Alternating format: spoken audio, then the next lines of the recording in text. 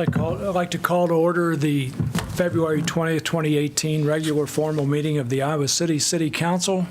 Roll call, please. Botchway. Here. Cole. Here. Mims. Here. Sully. Here. Taylor. Here. Thomas. Here. Throgmorton. Here. I'd like to welcome all of you to your City Hall. It's great to see all of you. If you're anything like me, you weren't sure you're going to be able to get here because it's such a crummy day and there's a little bit of thin sheets of ice and everything out there right now. But anyhow, it's nice to see all of you.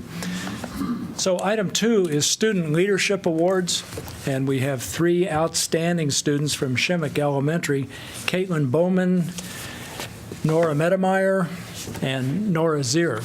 I wonder if y'all could come up, please.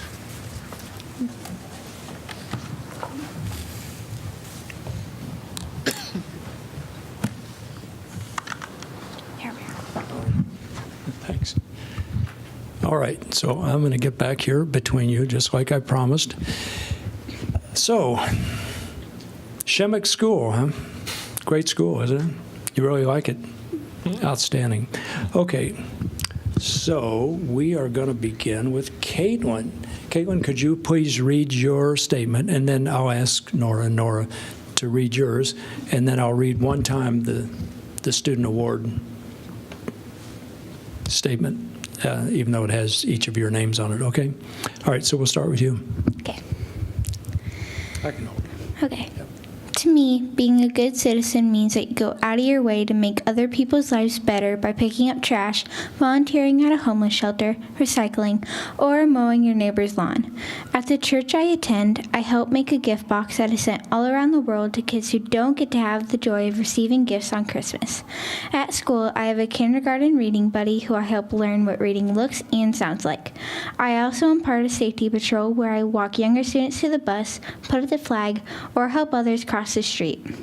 Feel Up to Play 60 is another group I am part of where we encourage physical activity for a healthy lifestyle. Next year in junior high, I hope to volunteer at an animal shelter and continue helping my peers any way I can. All right, welcome.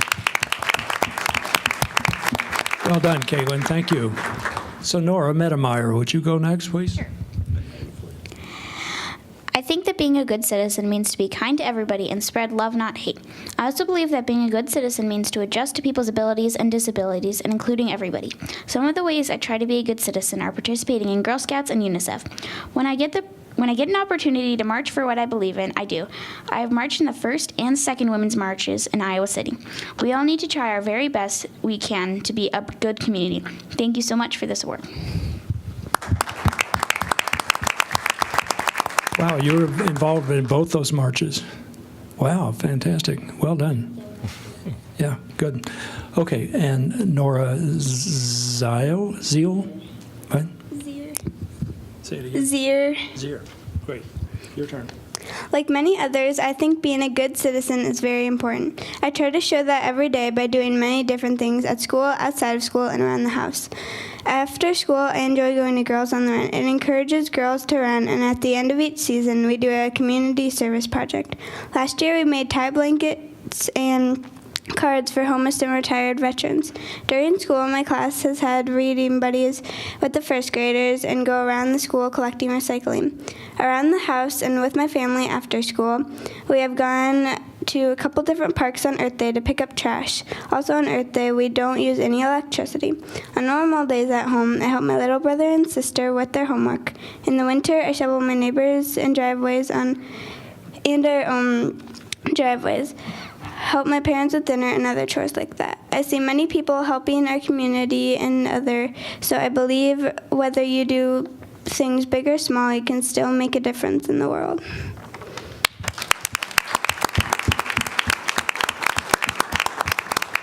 Well done. What a great set of kids here. I've been doing terrific work at Shimmick.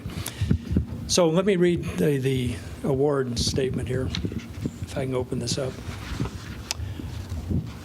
All right. So it reads, Student Leadership Award for your outstanding qualities of leadership within Shimmick Elementary, as well as the community, and for your sense of responsibility and helpfulness to others. We recognize Caitlin, Nora, and Nora as an outstanding student leader. Your community is proud of you. Presented by the Iowa City City Council, February 2018. So, parents, you should be so proud of your kids. They're doing great work. And that means y'all are doing some good work as well. So, bravo. All right.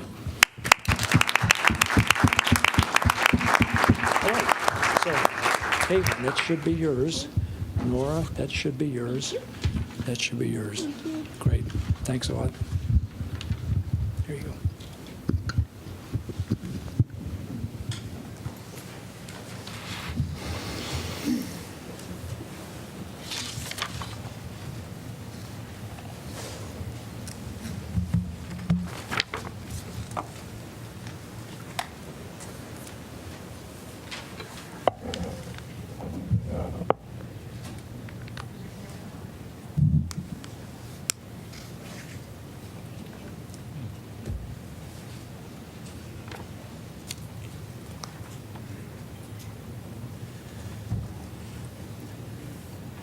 Now that the kids have left, I would like to ask all of us in the room to bow our heads and take a few moments to remember and honor the 17 students who were murdered last Wednesday at Douglas High School in Parkland, Florida.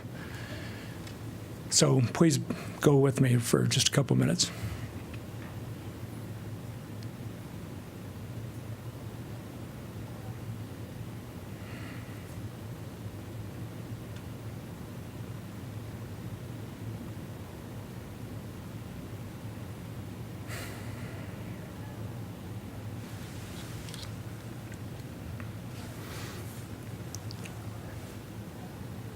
Thanks so much.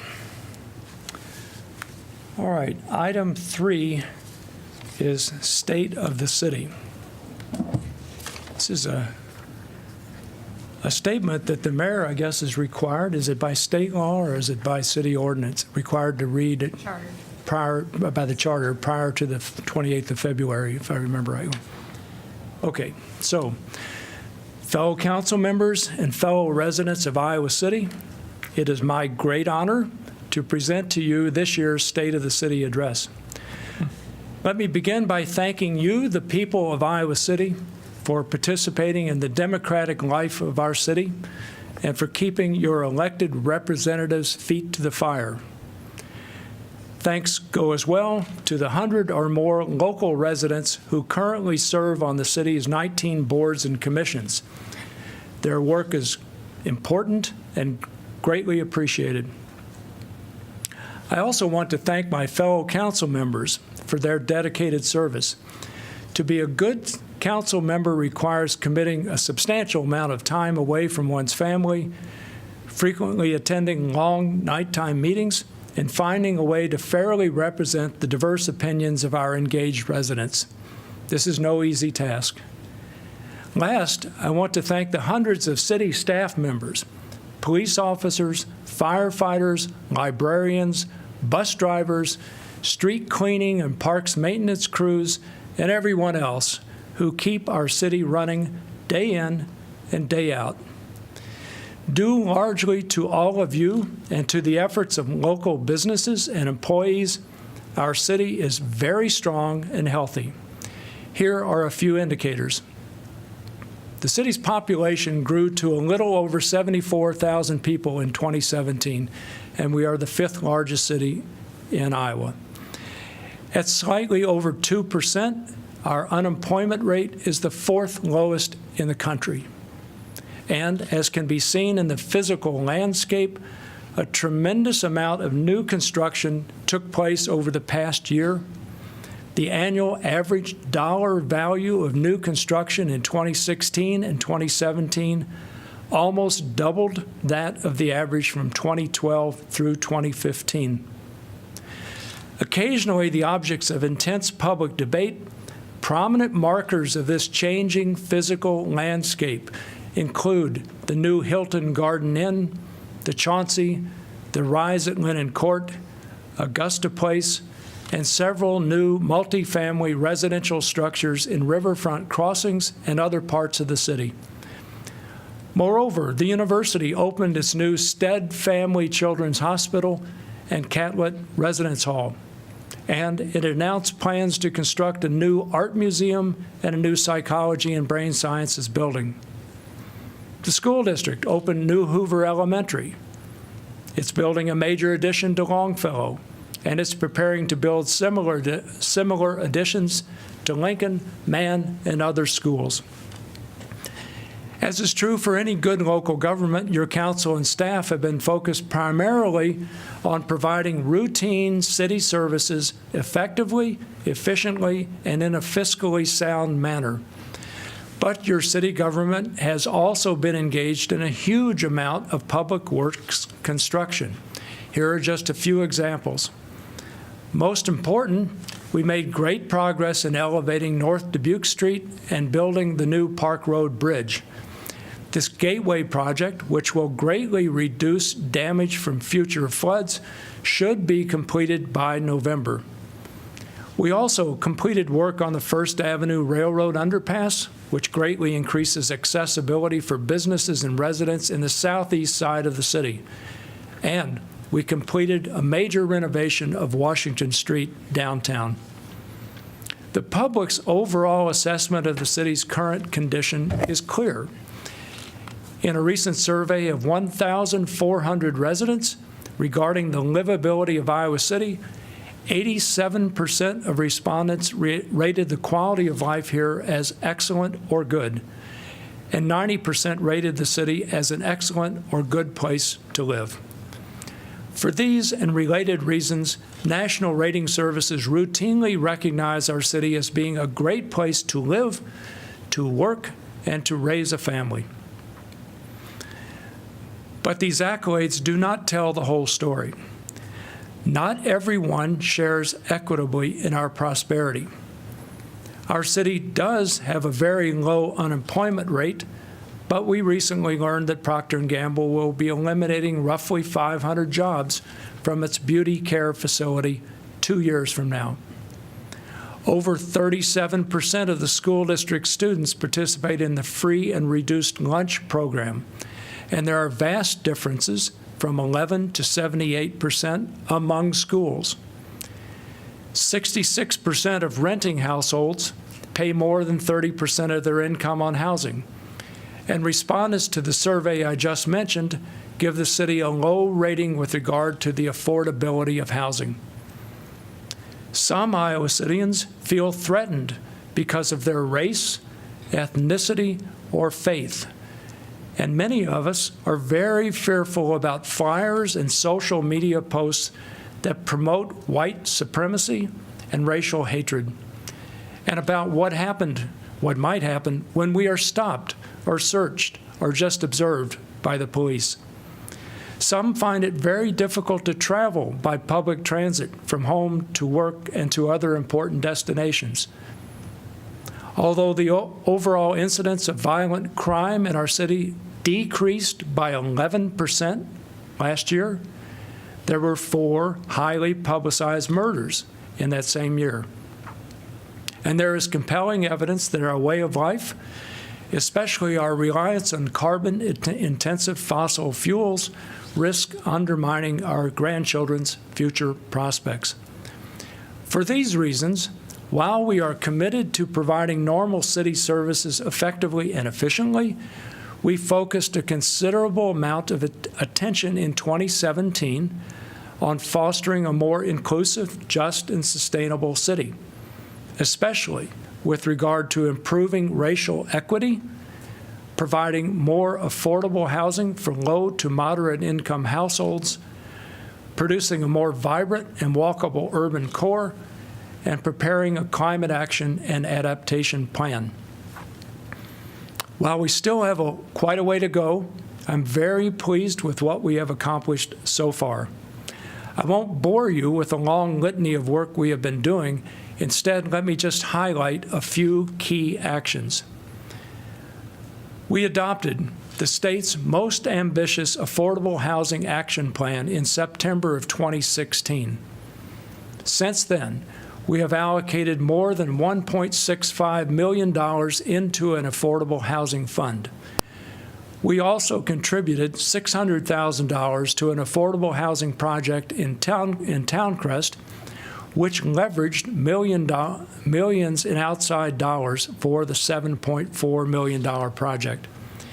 And we have taken many regulatory and financial actions designed to increase the supply of housing for cost-burdened, low to moderate income households. Moreover, by the end of next year, several new multifamily residential and mixed-use structures intended primarily for students will have increased the supply of high-quality rental housing by more than 4,000 bedrooms since 2015. This should put downward pressure on rents. We have also taken major steps toward improving racial equity in our city. Under the direction of our outstanding new police chief, Jody Matherly, the police department is committed to reducing disproportionate minority contact involving discretionary charges in non-traffic related incidents and to reducing disproportionality identified in the St. Ambrose traffic study regarding traffic stops, searches, and arrests. We adopted a new master parks plan and a new bicycle master plan, both of which will help us build a more vibrant and walkable urban core and foster healthy neighborhoods throughout the city.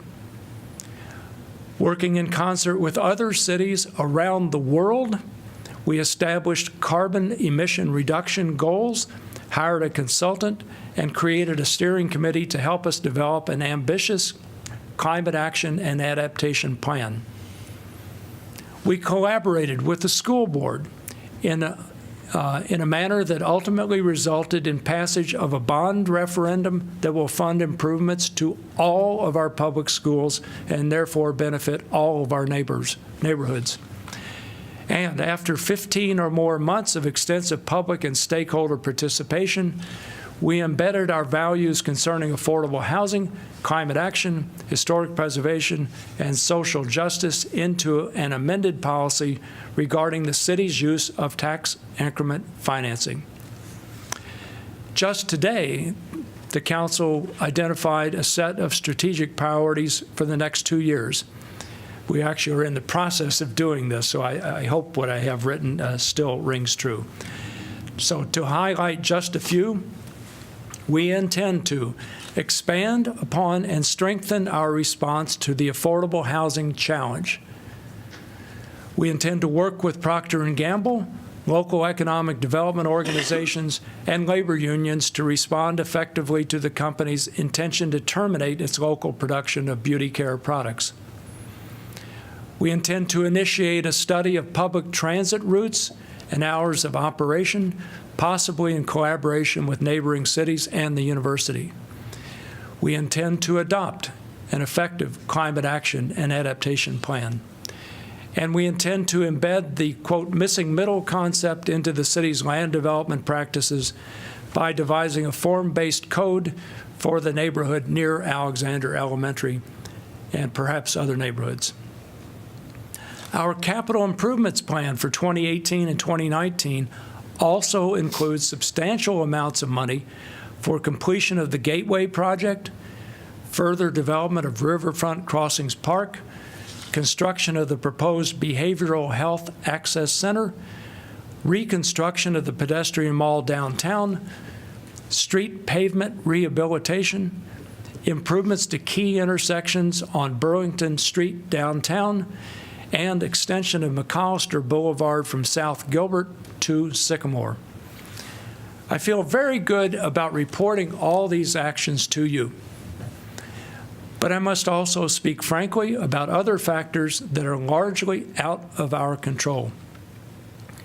A year ago, I reported that 2016 had been filled with good news and great progress, but ended with an array of traumatic challenges stemming from the November 2016 election.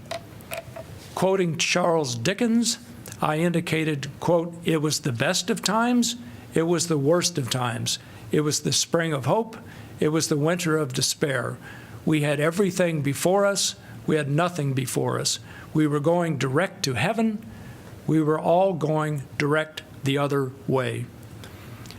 The past year emphatically elaborated upon that theme.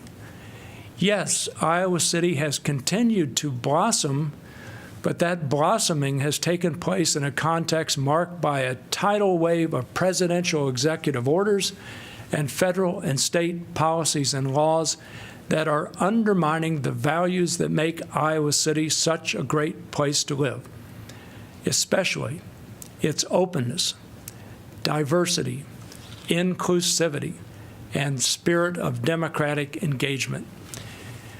It often seemed as though we were inhabiting two parallel worlds throughout 2017. No doubt there will be more executive orders and legislation that run directly counter to our values.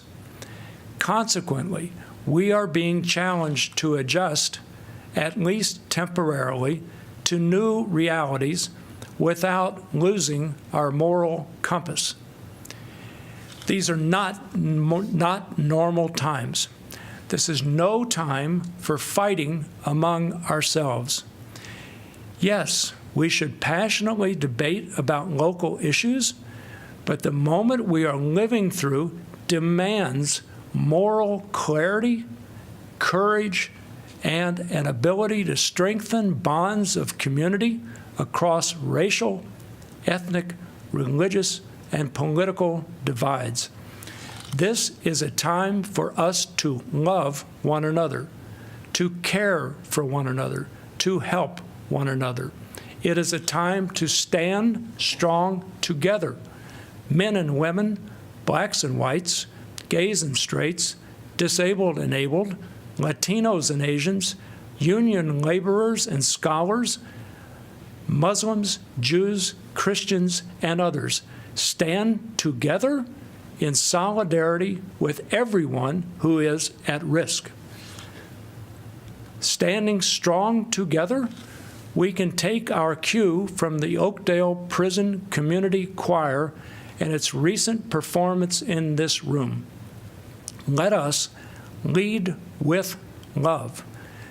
And by leading with love, help build the Reverend Martin Luther King Jr.'s beloved community right here in Iowa City.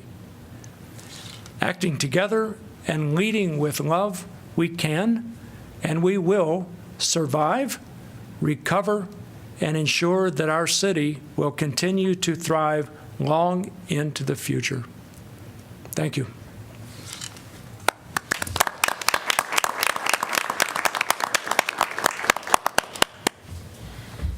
All right. Didn't mean to do that. So, where are we? Item 4, consider adoption of the consent calendar as presented or amended. And we're going to be pulling item 4D4 for separate consideration. So moved. Second. Moved by Botchway, seconded by Saleh. Any discussion? Hearing none, roll call, please. Botchway? Yes. Cole? Yes. Mims? Yes. Sully? Yes. Taylor? Yes. Thomas? Yes. Throgmorton? Yes, motion carries 7-0. Item 4D4, Iowa City Parking Garage Maintenance Program and Bridge Repair 2017. Could I have a motion to defer this item indefinitely? So moved. Second. Moved by Botchway, seconded by Taylor. All in favor say aye. Aye. Opposed? Motion carries. Item 5, community comment. Will anybody who would like to address any topic that is not on the formal meeting agenda is invited to do so now. I'd like to ask you to keep your comments to not more than 5 minutes, and when you come up, please state your name so we know who you are. Good evening, Nick. Nicholas Tyson. I live at 1240 Esther Court. Just give me a sec. I'm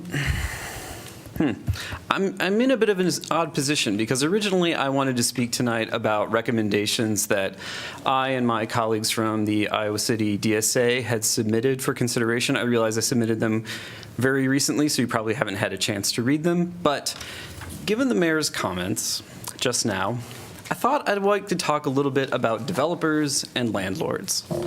Because there's something a bit Janus-faced about the way the city has approached the affordable housing crisis in this city. I mean, I don't doubt the mayor's integrity at all. This is not a criticism of him, and it's not even really a criticism of the members of council. But you can't, on the one hand, laud what developers are doing in this city, and then also claim to take seriously the situation, the housing crisis that we have in this city. So one of the things that I submitted to council was actually an addendum to the Cook appraisal. For those in the room who are not familiar with the multi-residential housing survey, it's a survey that's done by Cook Appraisal every 2 years, if I remember correctly. And one of the findings in that appraisal was basically that vacancies in the city, for at least for rental units, had increased substantially. And landlords are already crowing about this, and developers as well. Now, out of my own curiosity, I actually asked the people at Cook Appraisal to basically disaggregate that vacancy number, because aggregated information is basically useless. And what I wanted it broken down by was basically by rental brackets. And so they did it by essentially $200 rental brackets. So 600, 800, well, actually it's 600, 700 initially. It's 100s, and then it increases as it goes up. And what's really interesting about that is the fact that if you look at the housing that is in the city's, by the city's own definition, the affordable range, so basically, you know, one bedroom roughly apartments that are under $800 a month, the vacancy numbers are actually incredibly low. In fact, in some brackets, they are nearly 1%. The average for the city is about 4.6%, so it's well below the average, and that 4.6 is well below the average for the entire country for vacancy rates. But then if you look at the bracket, I believe it's the 2,000 to 2,200 a month bracket in Zone 1, it's roughly 12%. And in fact, overall, the higher end units have much higher vacancies than the lower cost units. So the thing is, when you praise something like the Rise building or Hieronymus Square, or basically any of the giant monstrosities that are going up in this town, they are the problem. I feel like I need to repeat that. They are the problem. They are not going to put downward pressure on the housing market. They are already oversaturated. I mean, those projects are not finished yet. We already have an oversaturated market in the higher end. Once those buildings come online, it's going to get worse.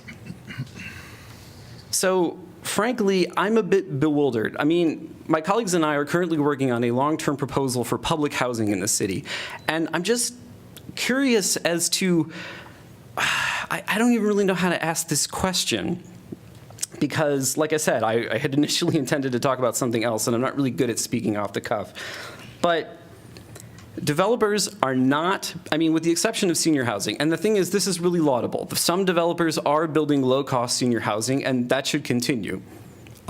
No problem with that. But aside from senior housing, nothing on the lower end of the market is being built, particularly not in the downtown area or in the so-called Zone 1 area, the 1 mile radius around the Pentecrest. So, I mean, I talked at last city council meeting about the fact that people making minimum wage are completely priced out of the market. Someone making, by the way, and this hits a little home, someone making what I make is also basically priced out of the market. The only reason I can live where I do is because we have a second income in my family. So, frankly, so this is what I would actually like to see from the city in general. Incentives aren't enough. You need to actually impose fines. You need to actually impose additional levies, particularly need to impose additional levies on units that have sat vacant for a long period of time. I mean, this is actually common in the hotel industry. I mean, they regularly lower rates so as to basically increase occupancy and to make more money. But developers in the United States strangely don't want to make more money. They'd rather have their buildings be luxury condos and luxury apartments. And if you let poor people live in luxury apartments, then they don't get to be luxurious anymore. So I'm just going to leave it at that. I'd actually like to see, so in closing, I'd just like to see something. I'd like to see direct intervention. Direct intervention is what's necessary. Not these little incentives, not tax incentive financing. You need to actually stop the bad behavior, and the bad behavior is pretty clear. Thank you. Thank you, Nick. Anyone else? I just have a very quick question. Sure. Could you say your name, please? Yes, I'm David Harris. Yes, hi. Wanted to ask if item 4D6, was that approved? Things moved very quickly. That was part of the consent calendar, Yes. so yes, it was approved. Okay, thank you. Sure. Awesome. Have a good day. Good evening. Good evening. My name is Grant Jerkovich. I'm Casey McClary. Go ahead. And I'm a pharmacy coordinator at the Free Mental Health Clinic, and Casey's one of the medical coordinators. And if that guy is bad at the cuff, then I don't say by myself, so I'm going to go ahead and read.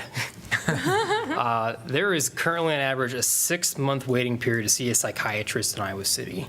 Now, 4 years ago, I personally was one of those individuals that did not seek help because 6 months was just so far off my calendar, and I never even got a call back to begin with. Now, that's taking into consideration we have 33% of the psychiatrists in Johnson County in the state. We have a huge concentration. It's still incredibly underserved.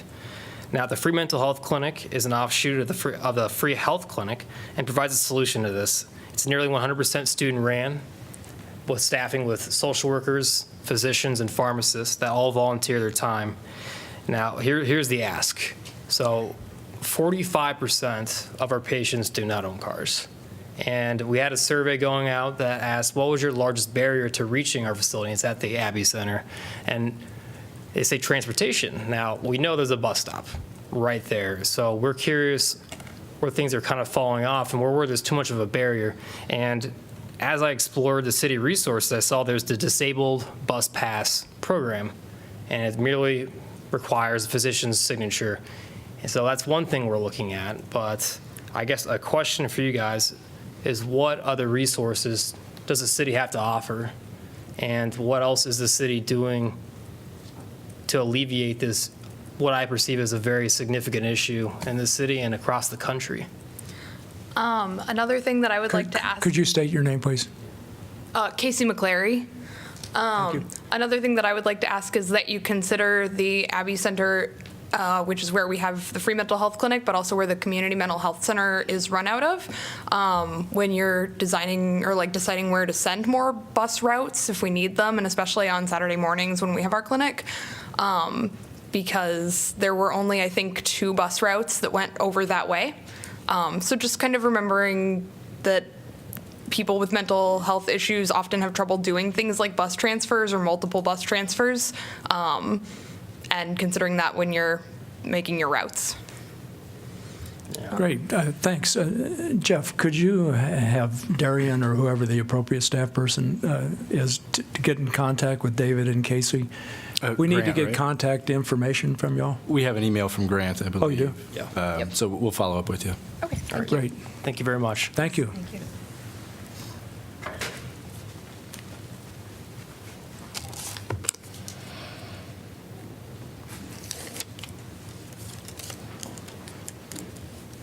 Good evening. I'm speaking tonight on behalf of a number of conversations that I had over the past week in regards to a recent Gazette article that related to apartments downtown. Ben, excuse me, for the audience, could you introduce yourself, please? Oh, yes, I'm sorry. My name is Benjamin Nelson, the city liaison for the University of Iowa Student Government.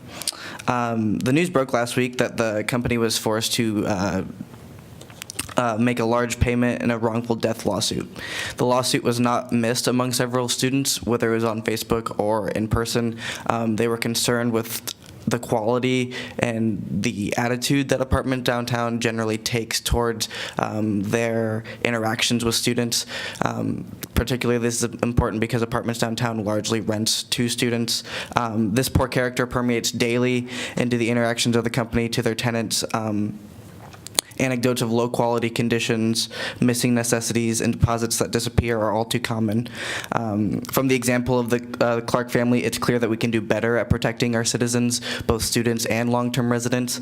From the conversations that we had last year, as it pertained to missing deadbolt locks in the city code, I would really encourage the city council to remain cognizant with students and long-term residents to fix holes that are missing in the city code.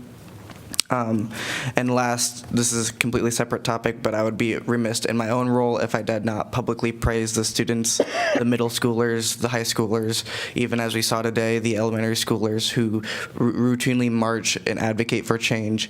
All too often, students are at the forefront of making change. After all, students will be living for the next 80, 90, 100 years, so the future is ours to inherit, and I am incredibly inspired and frankly just speechless. I wasn't able to attend those rallies last night as I was in Des Moines, but nonetheless, our peers in college are applauding them endlessly. So thank you very much.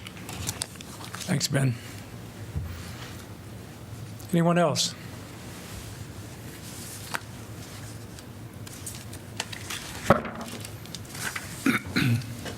All right, seeing no one, we'll turn to item 6, planning and zoning matters. Item 6A, rezoning First and Muscatine for come and go and hospice.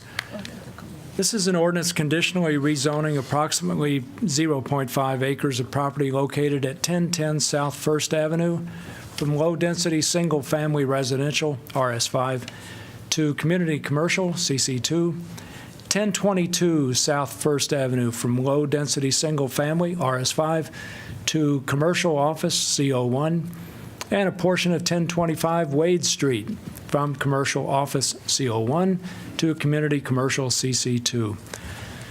I'm going to open the public hearing. Good evening, Tracy. Okay. I'm just working on getting the PowerPoint up. Bob had presented this last week. We had deferred the public hearing. Staff is recommending deferral tonight due to boundary adjustments and lot lines need to be legally described before we close the public hearing. The applicant did submit revised elevations that you had requested, and I can go through those, and the applicant is here to discuss if you want to do that right now. Sure. Okay. You can see with the elevations, the original was submitted on top, the revised is on the bottom. Design elements were added to the shelter over the gas pumps on the first one. Your major concerns were over the vista between First Avenue and Muscatine. They added another row of windows along Muscatine, and then on the First Avenue, you see a roof element on top of that. Now, you can give additional feedback if you want to talk to the applicant. Well, the public hearing is open, so anybody else can talk. Good evening. It's nice to see you again. Hi. So good evening. I'm Siobhan Harmon with Come and Go, and we have not been before council for a couple of years, so I thought I would just give you a couple updates on Come and Go's activities. So we continue to update our prototype in response to customer feedback. We're continuing to increase our food program, especially with fresh food offerings. Those continue to be our focus. We continue to give back 10% of our profits to the communities that we do business in. We have recently started a food rescue program here in Iowa City, so we're working with, it's called Table to Table. So we implemented it a couple months ago, and basically we have food that is available in the stores that after a certain time period we do not sell it to the public. However, the food is still good, it's still fresh. So we've worked with them to install coolers in our stores, and they do pickups on a regular basis, and then that food is redistributed throughout the community. So it's cut down on our waste in our stores by about 20%. We are continuing to build all of our stores to LEED specification, and based on our latest prototype that was submitted to LEED, based on points, it's a LEED Gold building. We continue to offer a full lineup of fuel at the pumps, so besides premium and diesel, we've also got E85, E15, and we are now in the process of getting into the electric charge area as well. So under the Volkswagen lawsuits that happened, we have, instead of the government directing that money into charging stations, Volkswagen is actually rolling that program out. So we've been working with them to add electric charge stations to stores. So as it stands right now, most of those stores are interstate stores because most people charge at home on the overnight and don't need to go to a convenience store in a local community in order to charge the car. So we're starting there. So those are just a couple quick updates on what we've been up to since we've been at council last. And I'll turn it over to Brian. Thanks, Siobhan. Good evening, council and mayor. So as you're Brian, could you state your last name, Sorry, please? Brian Belk, HBK Engineering. Thanks. And we have been going through the process of rezoning in collaboration with Come and Go and CDA. And as you're aware, at the last council meeting, it was voted to continue the public hearing. Since then, we have provided everything that we believe has been asked, both in terms of questions and discussion from the council as well as staff. Come and Go and CDA, as noted by Tracy and shown here, has provided additional renderings and elevations trying to address the aesthetic nature, which I know was certainly a discussion point at the last meeting. And certainly I know Dan or others could address any of those further detailed questions in regards to those looks as that goes. On the rezoning side, we did adjust the boundary line, and what was the issue there was the south boundary line as it is adjacent to hospice. And previously, the boundary line was mid the parking, or the drive aisle, I should say, between hospice and Come and Go, that they are utilizing shared parking spaces on. Per our discussions with the city staff and Bob Miklo, we adjusted that line, and CDA adjusted that line on their site plan to the north to incorporate the whole drive aisle into the hospice property. And as a result, then, we provided a revised legal description for the rezoning as well as a revised boundary adjustment drawing. Both of those were provided to Bob and staff last Thursday. So we feel that we met those desires and needs as asked by the city and by council. In addition, all the from the original staff report, all deficiencies and discrepancies have been addressed to our knowledge. And then I know this was somewhat noted last meeting as well, but we just wanted to feature a couple things here with this redesign and with the building itself. Of course, the intent of cleaning up this corner just in general of the two gas stations that are currently there to provide a very nice looking C-store and fresh market to the neighborhood. We are taking two driveways and access points on Muscatine and reducing that down to one to better help with traffic flow. So we certainly feel that Come and Go has gone above and beyond in terms of meeting those desires, and be happy to answer any questions there. Could you or Brian, not Brian, Siobhan, say a few words about landscaping? I know there was some concern during the Planning and Zoning Commission hearings. Sure, yeah, I'll let Keith handle that one here. Keith Wiggin with Civil Design Advantage. We had, there were a couple landscaping comments that had been brought to our attention. One was relative to some trees along the south side of the Come and Go, the proposed Come and Go store. So we have incorporated some additional trees between Come and Go's property and the hospice. And then we were asked for some additional screening up along Muscatine Avenue, and we have incorporated screening along that side as well. Good deal. Thanks. So, fellow council members, y'all have any questions for Brian or Siobhan or Keith or Tracy? I guess I have a question. In terms of looking at, and this could be whoever would answer it, as I see the big difference between the original and the revised, we have the Come and Go red sign and a few more windows. Am I missing other design changes, or are there any other changes on the building itself?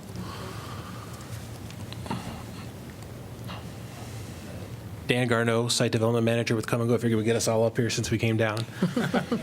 In addition to the changes that you mentioned, we did increase the amount of glazing to the 50% required on, I think that's the Muscatine Avenue side. And then we brought the field brick color, which is that dark, that chocolate brown earth tone, around to the, what was the sort of longer elevation, and then raised up the parapet there also. So we have a change in height variation along the parapet wall, and then we also changed material there. So those were some of the other.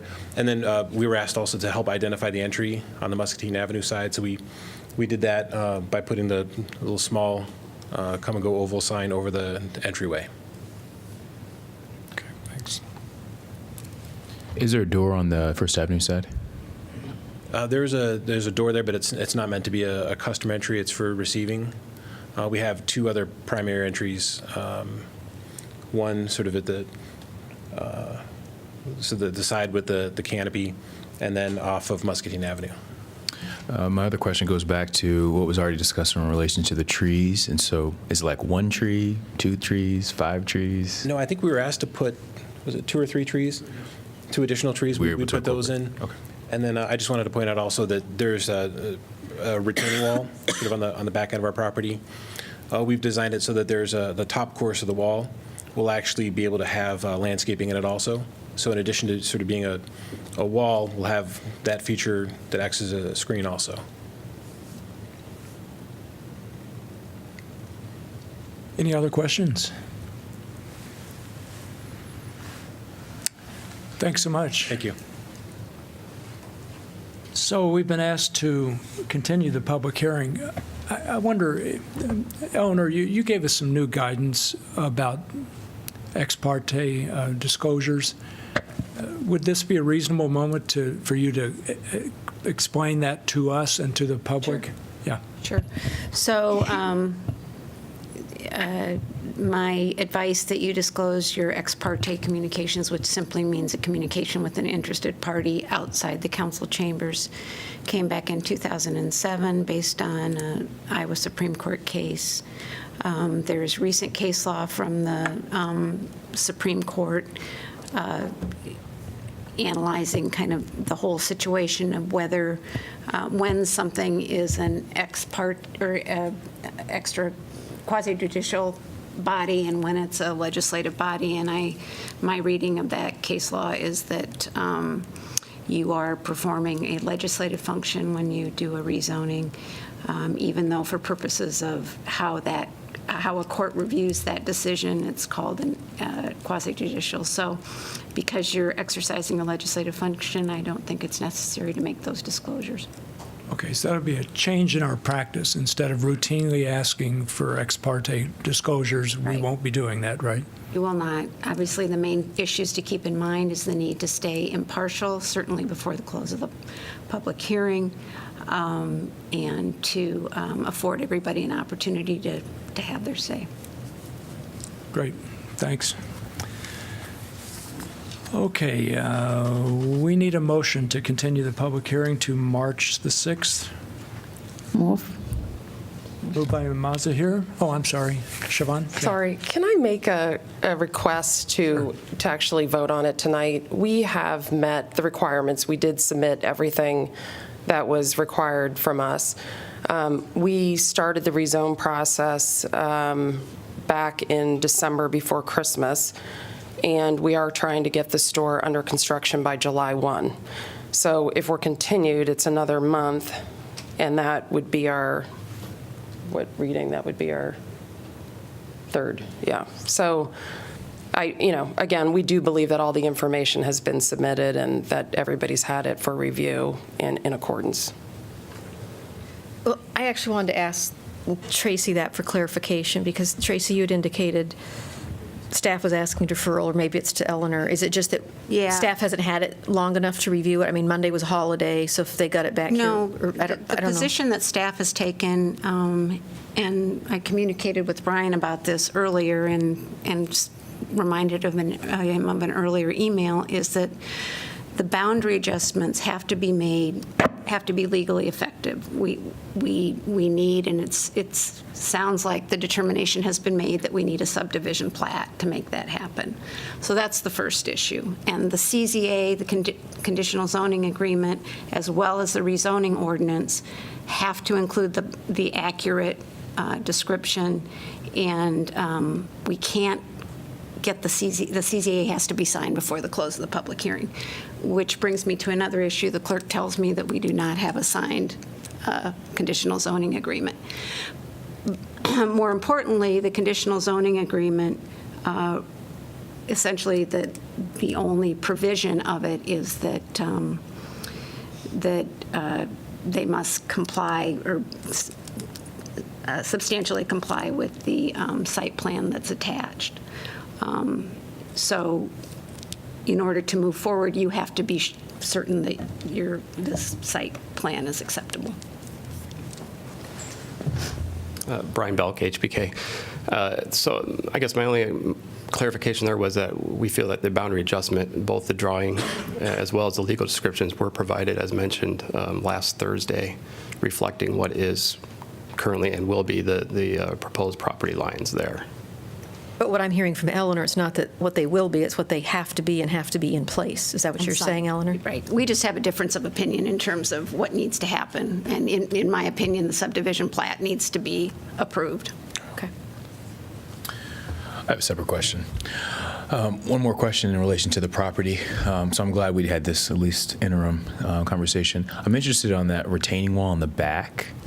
How does that play out with kind of, and this is out of my depth area, but just kind of water, and that's not there currently. And so I'm just interested in how that plays into with, water trapping on that other side of that retaining wall.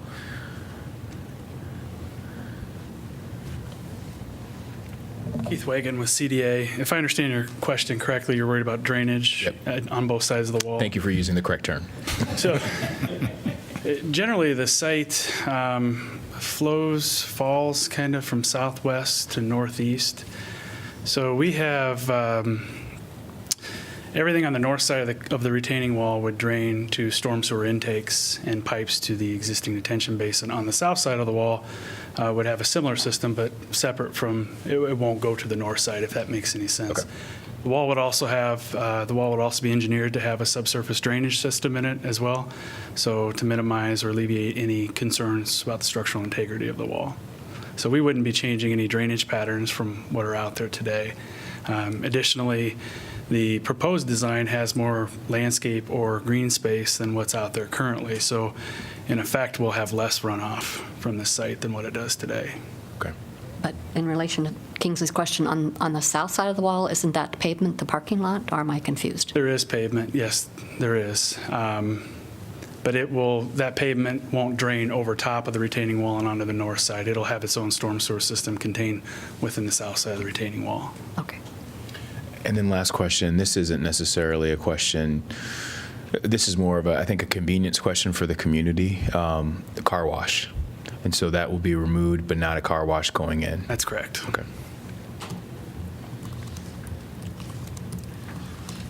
Thanks. So it appears as though we have a disagreement, but we still have an opportunity to make a motion here and vote on the motion. Well, yeah.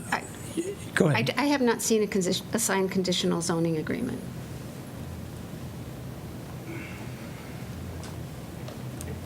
We don't have one. That kind of answers the question. We can't.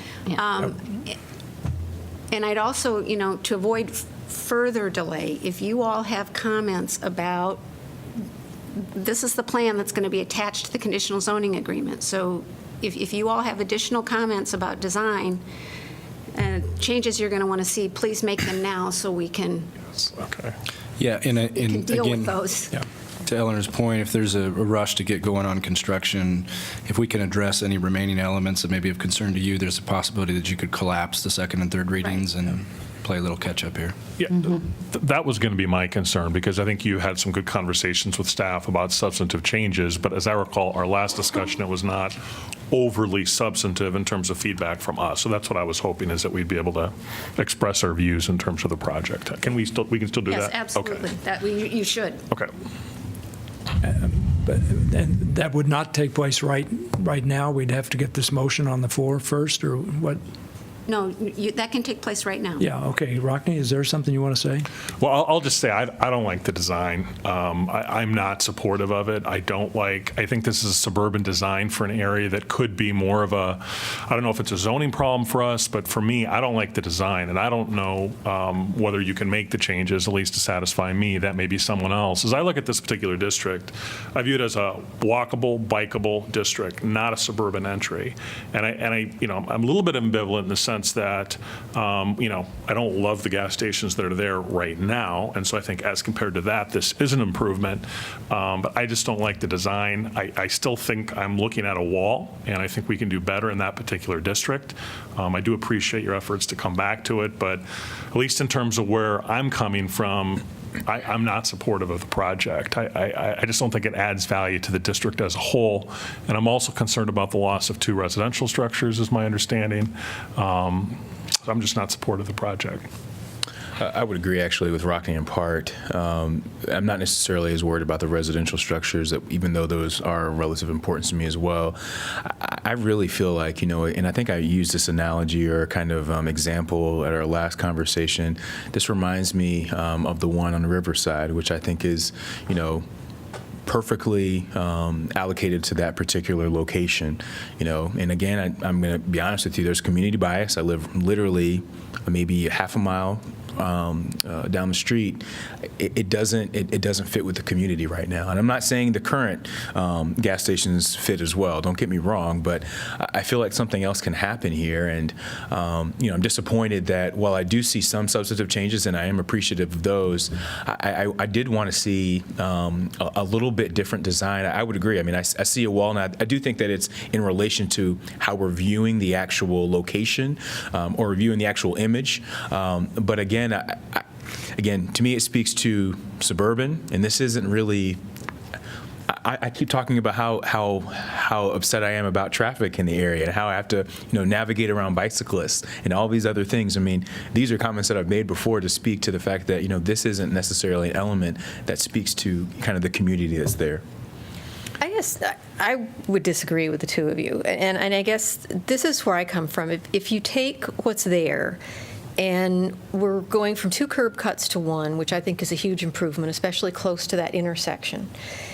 And anytime you put a gas station on a corner, all right, if you're trying to get the entry into the pumps as far away from the intersection as possible, which helps for traffic flow, which is exactly what has been done here, you're somewhat limited in terms of how you design the interior space of that building to be functional. Because as they've indicated, you've got 2 entrances, one off from Muscatine and one on the east side from where your pumps are. So really, the side towards First Avenue, if you will, is kind of the back of the store from a functional standpoint. And what they've done there, and I think this is what they did on Riverside, is they've put glass on there. They've got, I don't know, maybe an 8 or 10 foot walkway, inside of there. So it's not really accessible to the public. It's not really functional maybe in that way, but at least you don't have the blank wall. But it is, as I say, the back of the store. I think while in some regards it may not be the prettiest building in the world, I also understand when you've got companies that are doing a lot of work for efficiencies, they're kind of setting standards and what I want to say. You've got your plans that you use and use them over and over for efficiencies, and you modify for that particular location. And I guess I don't see how you necessarily make something when you look at this location and the location of the pumps, what you want to do with the back of the store, which is already glass. And I think maybe, Kingsley, you said, I think maybe part of the problem is the rendering is shown that actually emphasizes the worst part of the building, if you will, on that corner. I guess I don't know what you're asking for. So let me say a few words about this as well. I'm not prepared to reject the proposed rezoning on the basis of my own aesthetic judgment. It seems to me that the proposal is not totally ideal from my point of view, but it's better than the way things are right now. So I'm not going to raise aesthetic judgments and aesthetic objections. I think you've more recently have improved what was initially proposed. I'm not going to vote against this on the basis of the aesthetic aspects. Go ahead. I would agree in the sense that I think the site plan, and we don't have the existing site plan to look at, but that what's proposed is a better site plan than what we have. If there were one thing I would like to see improved further would be at least on this corner of the intersection, if we can't improve the safety of the crosswalks crossing through that intersection with the alignment of the curb along the work that we're doing. Jeff, I don't know if this is something that we could look at in the interim that we have of seeing if we can't reduce the crossing distances, at least as we can affect them on our corner of development. But that doesn't have anything to do with the rezoning. Yeah. No, but as a part of the project, if we're reconstructing the curb, in terms of the work being done as a part of the project, we're promoting and emphasizing the question of walkability as it relates to this redevelopment area. And one of the keys then is, and we're promoting how we're improving pedestrian flow on the corner itself, but the crossings could be improved. And if we're reconstructing the curb on that corner, this would seem to be the time to do that. I think John raises a good point, because that particular area, a number of the Southeast Junior High students are probably going to frequent this, as well as the Hy-Vee across the street, and some City High students walk by there too. So I think that's a very good point. But going back to Rockne's point about the suburban and Jim's and Susan's about the aesthetic quality of the building, it's not the prettiest building, but it's kind of, that's the identification that people have for the come and go. But I like the fact that the gas pumps are no longer right out there in front, because that was not very attractive. I do question the suburban aspect of whether or not this should be here, because right across the way is the humongous Walgreens, and on the other side to the north is the massive Hy-Vee, and up a block or so is the CVS pharmacy. So you kind of have those already large businesses there. So I don't know that that's really a very valid argument, because it already exists. The precedent's been there for those businesses. Can I make go ahead. I guess it's okay with me, the project, especially after revising it and adding some windows there. It looked like really better than the first one. I will support this project.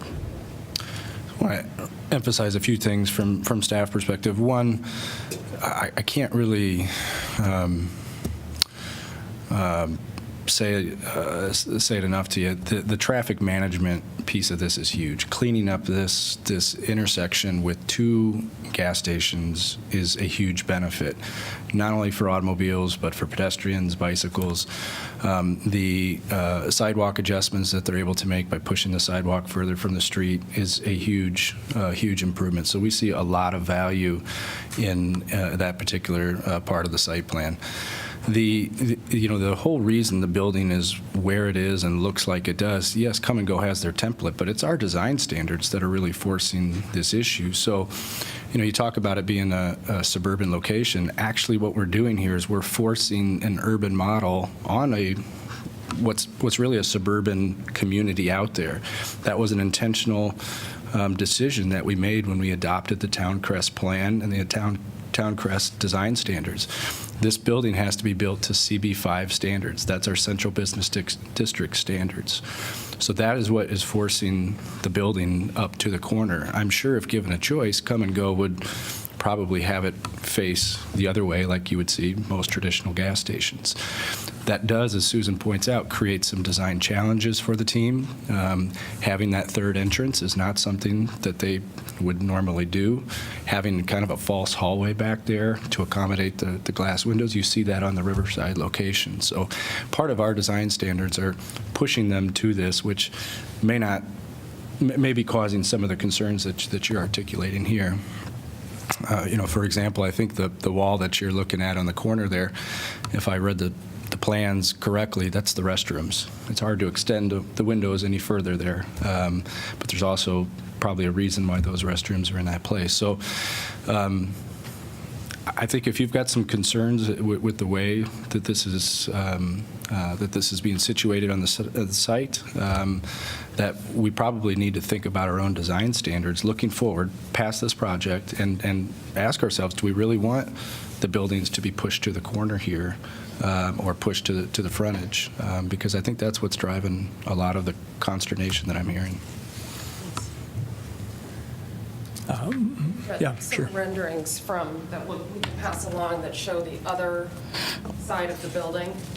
And I guess just one quick thing, just to expound upon the comments that have been said, that this building's actually taller than what we traditionally build. But as has been said, the design standard, they went off of what a standard retail height is, that this building could be repurposed in the future if it wasn't a C-store, and they came up with a universal height. and so that is why our building is taller. But we've also made changes to actually, our canopy is lower than it would be in other locations because we are in a neighborhood area. And it's been stated, the canopy is facing away from pedestrian areas. And then one other quick comment is in regard to the sidewalk on First Avenue. The sidewalk actually used to be on the curb of the street. And we're dedicating right-of-way to push the sidewalk off of the street so that pedestrians are actually safer. Thank you. All right.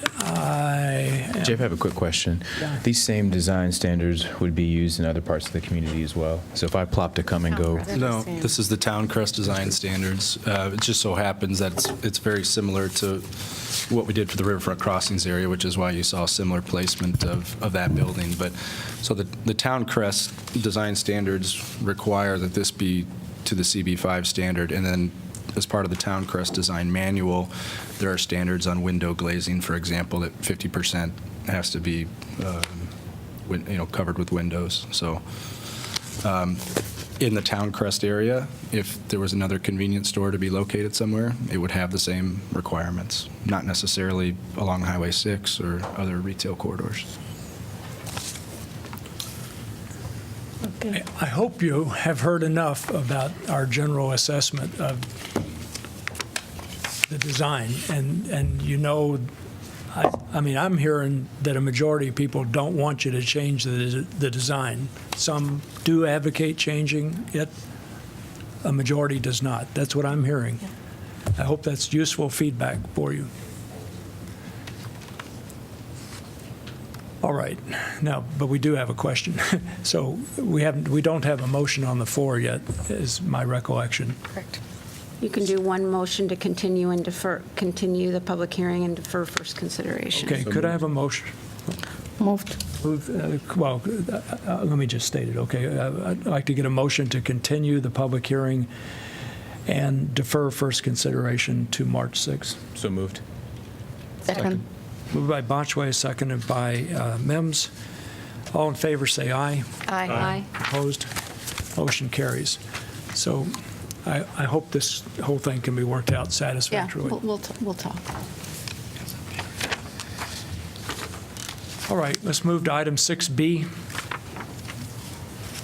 Rezoning Foster Road Vintage Cooperatives. This is an ordinance rezoning approximately 53.29 acres of property from high-density single-family residential, RS12, to planned development overlay, high-density single-family residential, OPD RS12 zone for 50.11 acres, and commercial office CO1 zone for 3.18 acres, located south of I-80 between Dubuque Street and Prairie du Chien Road. I'll open the public hearing.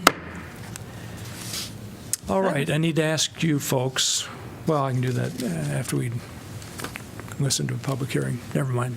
Good evening, Tracy, again. Our senior planner is gone this week on vacation, so you have me tonight.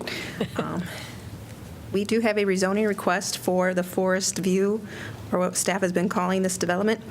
It is to rezone 50.11 acres to planned development overlay, high-density, single-family residential, OPD RS12, and to rezone 3.1 acres to commercial office.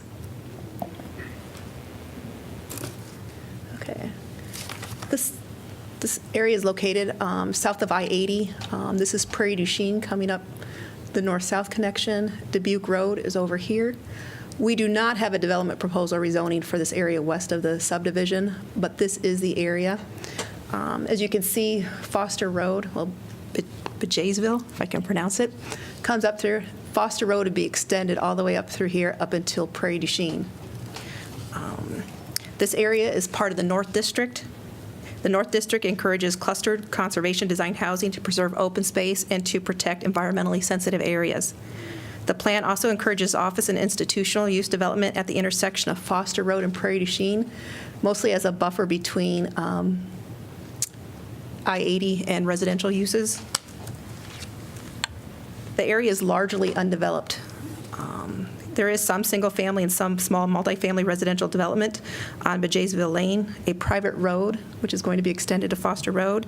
There's also single-family manufactured housing along Prairie du Chien Road, up and through here, and St. Anne's Drive. As you can see, grading and installation has already been done through that Foster Road corridor. So there has been water main installed along this road. This extension also allows a east-west street route across the northern part of the North District that may relieve some of the traffic on Kimball Road. It also creates new opportunities to connect existing neighborhoods such as on Oak Lawn and St. Anne's Drive to Foster Road. The traffic capacity of an extended Foster Road could accommodate the development of small apartments, townhomes, and single-family homes. And the development will be constrained by rugged terrain. It's wooded. There's a 100-foot wide gas pipeline easement that cuts across the neighborhood. The reason why we're going with the overlay, our planned development, is so that you can cluster dwellings into multifamily units or buildings to preserve those sensitive areas.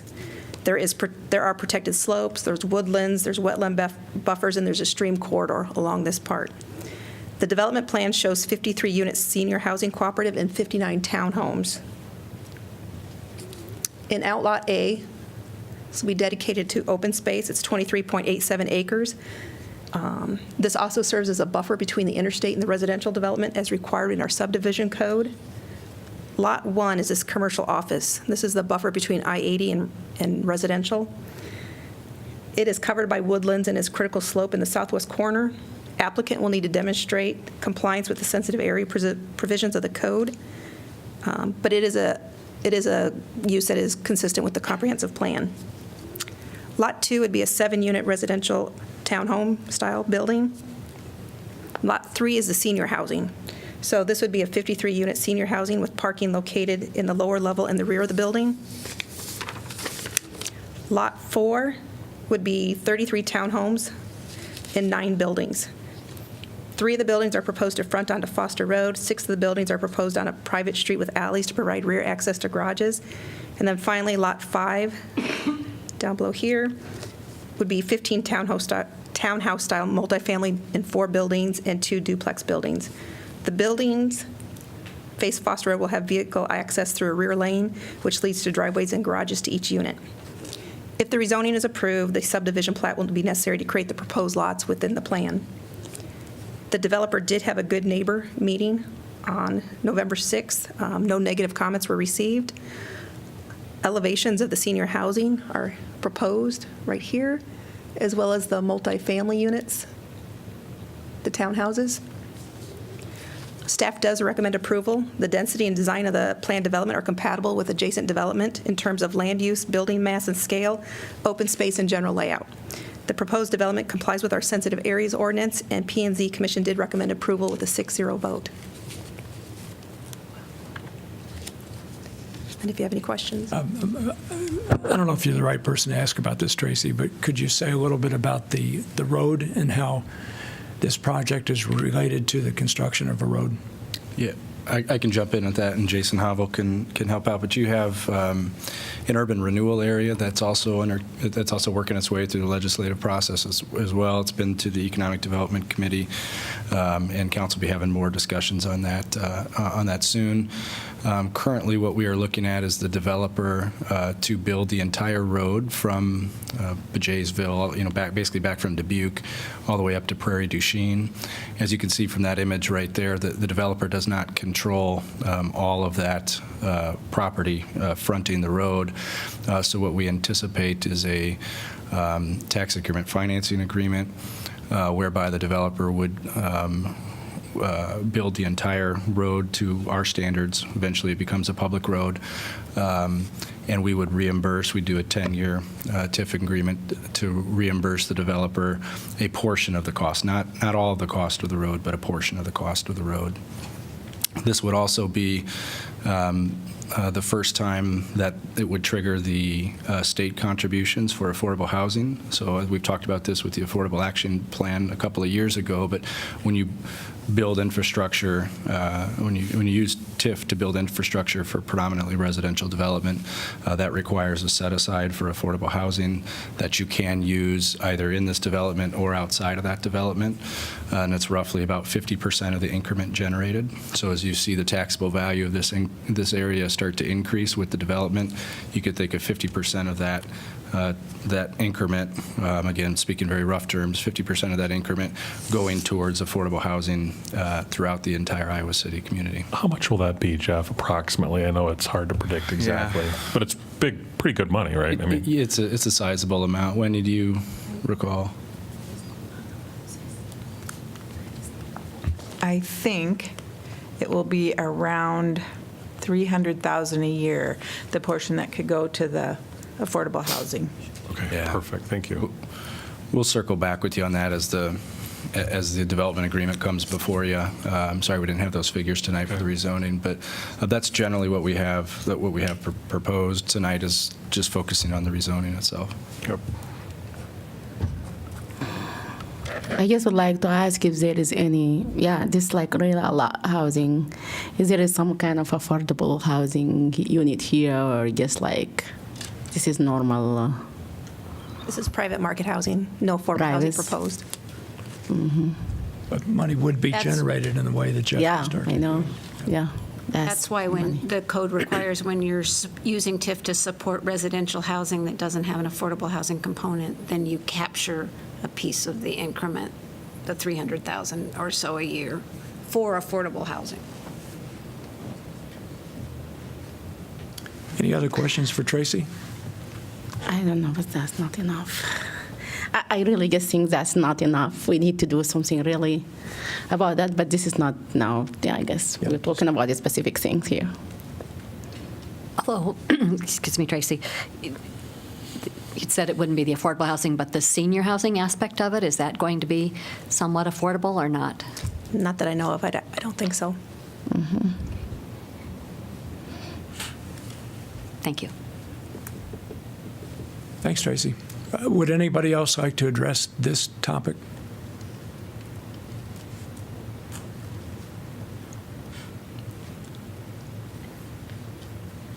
I'm Dennis Keitel.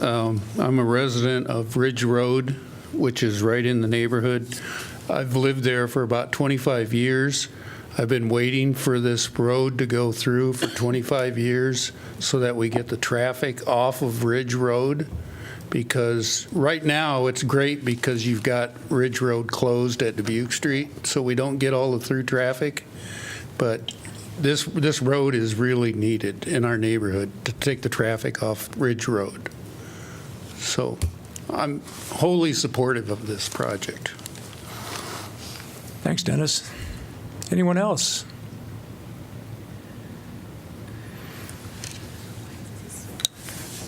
All right. I need to ask council members whether you are inclined to vote in accordance with the Planning and Zoning Commission's recommendation, and it was a unanimous recommendation, or 6-0, to approve the rezoning. Yes. Mm-hmm. Inclined to support? Okay. I'm going to close the public hearing. Could I have a motion to approve first consideration?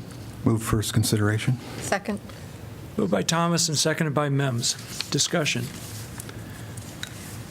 Jeff, what did you say just about the affordable housing action plan? You made a comment and I missed it. Oh yeah, there was a number of strategies introduced, and one was to start looking for opportunities to use TIF for residential developments because it would generate dollars that the city could use, and that was it. So I think when we talked to you about that plan back in 2016, we focused on McAllister Boulevard and the opportunity that might be there. This wasn't on our radar at the time, but it's a similar situation. Okay. I'd just like to ask Eleanor a clarifying question. When we're looking at rezonings, and this has just become more, I think, more of a consideration as we go along, does the council have the authority, the ability, whatever, to consider the affordability of the potential development as they make a decision on rezoning? I mean, the council's focus needs to be on the land use. We do not have an inclusionary housing ordinance as we have in riverfront crossings for this area. Well, I'm glad to see the road going through. I think it's going to help some of those side roads. I think it's just going to help people like that live out on the peninsula, easier access over even like to Hy-Vee on North Dodge and other locations. So I think it'll be a good infill network for our roadways. I'd agree with Susan. I was a little bit of a negative Nelly on the last rezoning, but I really like this. I love the mix of housing types, the senior housing component to it. I would have, obviously affordable housing is wonderful, but I think that there's a lot of different housing types, and I think that's really what I'm focused on. And I like the increment that we're going to be able to generate in the long term, which I don't know how long the TIF is going to take, but it's going to really generate real funds. So incorporating the sensitive areas, getting the infrastructure, there's a lot of components to this that I really like. And I would note, although again, I was negative on this last project, I'm really liking some of the developments we're seeing on the periphery of our community that does include these different types of housing. So I'm going to be in favor of it. Eleanor, I have a clarifying question. I mean, just for the fact that this is a rezoning doesn't mean we can't talk about affordable housing, right? You can talk about affordable housing. Your decision has to be made on what you think is the appropriate land use here in terms of density and et cetera. Right. So, I mean, I think, Susan, you made that comment previously, and, my comment to that was, I'm going to bring up affordable housing, at any time, and especially at this particular time, because when I look at this area, my first thought isn't necessarily just for the affordable housing, but I think the gentleman came up and talked about the oversaturation of the area, and I think that, Ridge Road obviously has been impacted, and this road will help, and so I'm not knocking the road construction, because I think that's important, but I do think we need to consider some of these things, and it's definitely not appropriate at this time, but as we think about as we try to accelerate and move some things forward in an affordable housing plan, these are the things that I think we need to affect. I mean, and I think that, was mentioned before was around inclusionary zoning across Iowa City, because in order to have these conversations, or in order to continue to, I feel like, make the dent that is necessary to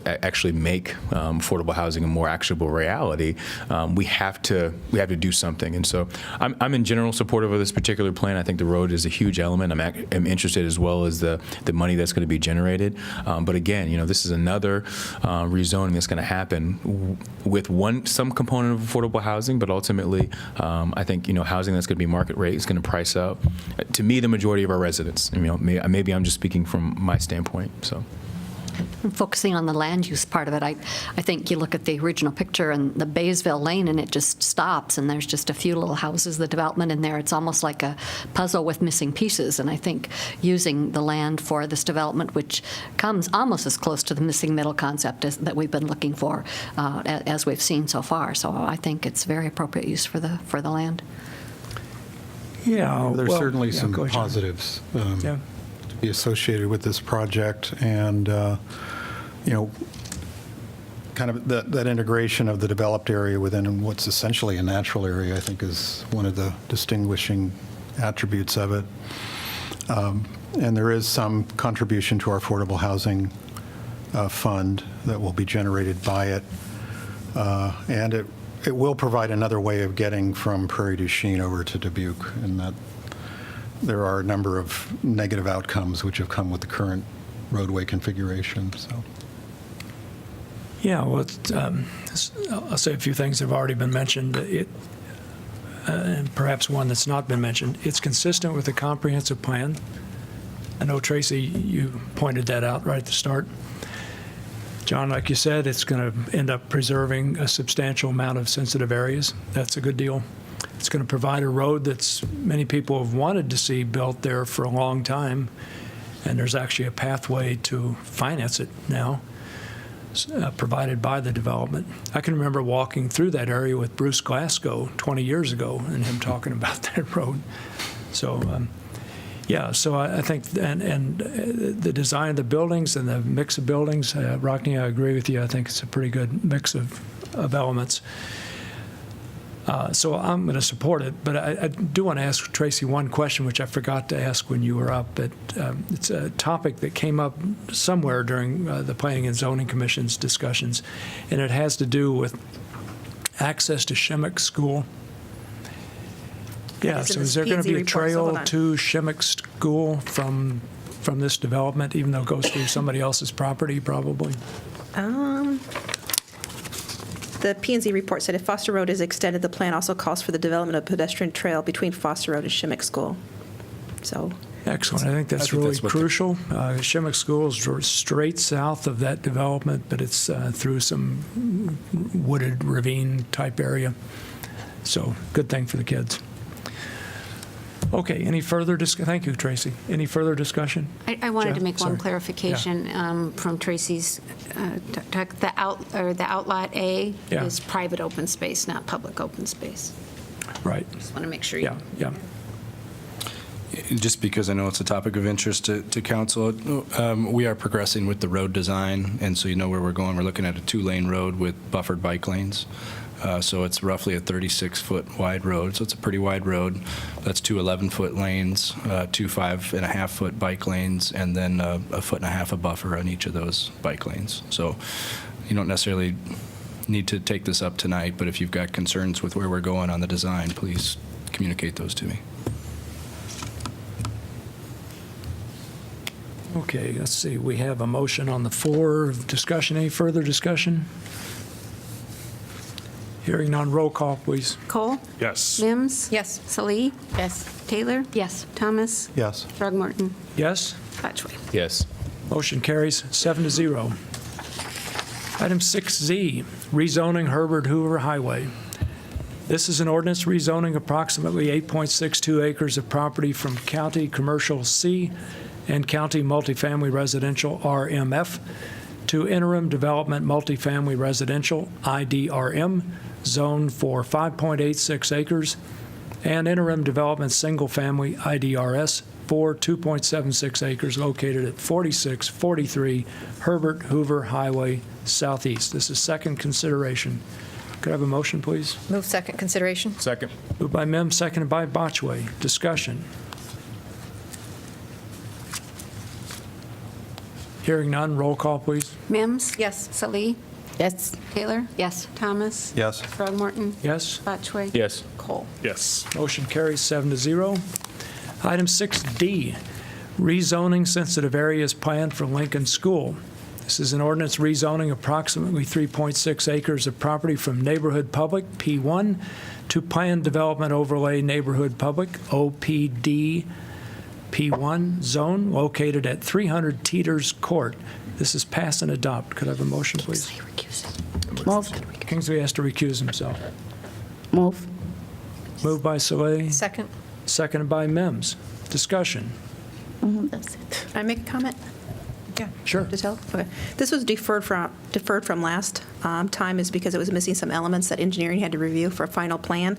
Engineering has reviewed that plan. They approved it, so we are ready. Good. Thank you for pointing that out, Tracy. Any further discussion? I just wanted to say it's a good day for the Friends of Lincoln Elementary. And a little shout out to Mary Murphy. Those of you who know Mary, she had some concerns about this project. So Mary, this vote's for you. I wonder if Mary's watching. I'll let you know. All right, so roll call, please. Salee? Yes. Taylor? Yes. Thomas? Yes. Throgmorton? Yes? Botchway. Whoops, Cole. Yes. Mims? Yes. Motion carries 6-0. Botchway recusing himself. Item 7, Iowa City Landfill and Recycling Center Cell Fiscal Year 18 construction. This is a resolution approving plans, specifications, form of agreement, and estimate of cost for the construction of the Iowa City Landfill and Recycling Center Cell Fiscal Year 18 construction project, establishing amount of bid security to accompany each bid, directing city clerk to post notice to bidders, and fixing time and place for receipt of bids. I'll open the public hearing.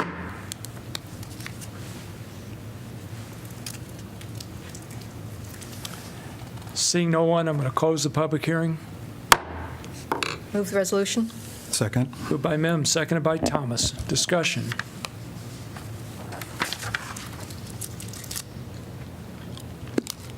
For the public's information, the estimated construction cost for this new landfill cell is $1.565 million, and it will be funded with landfill revenues.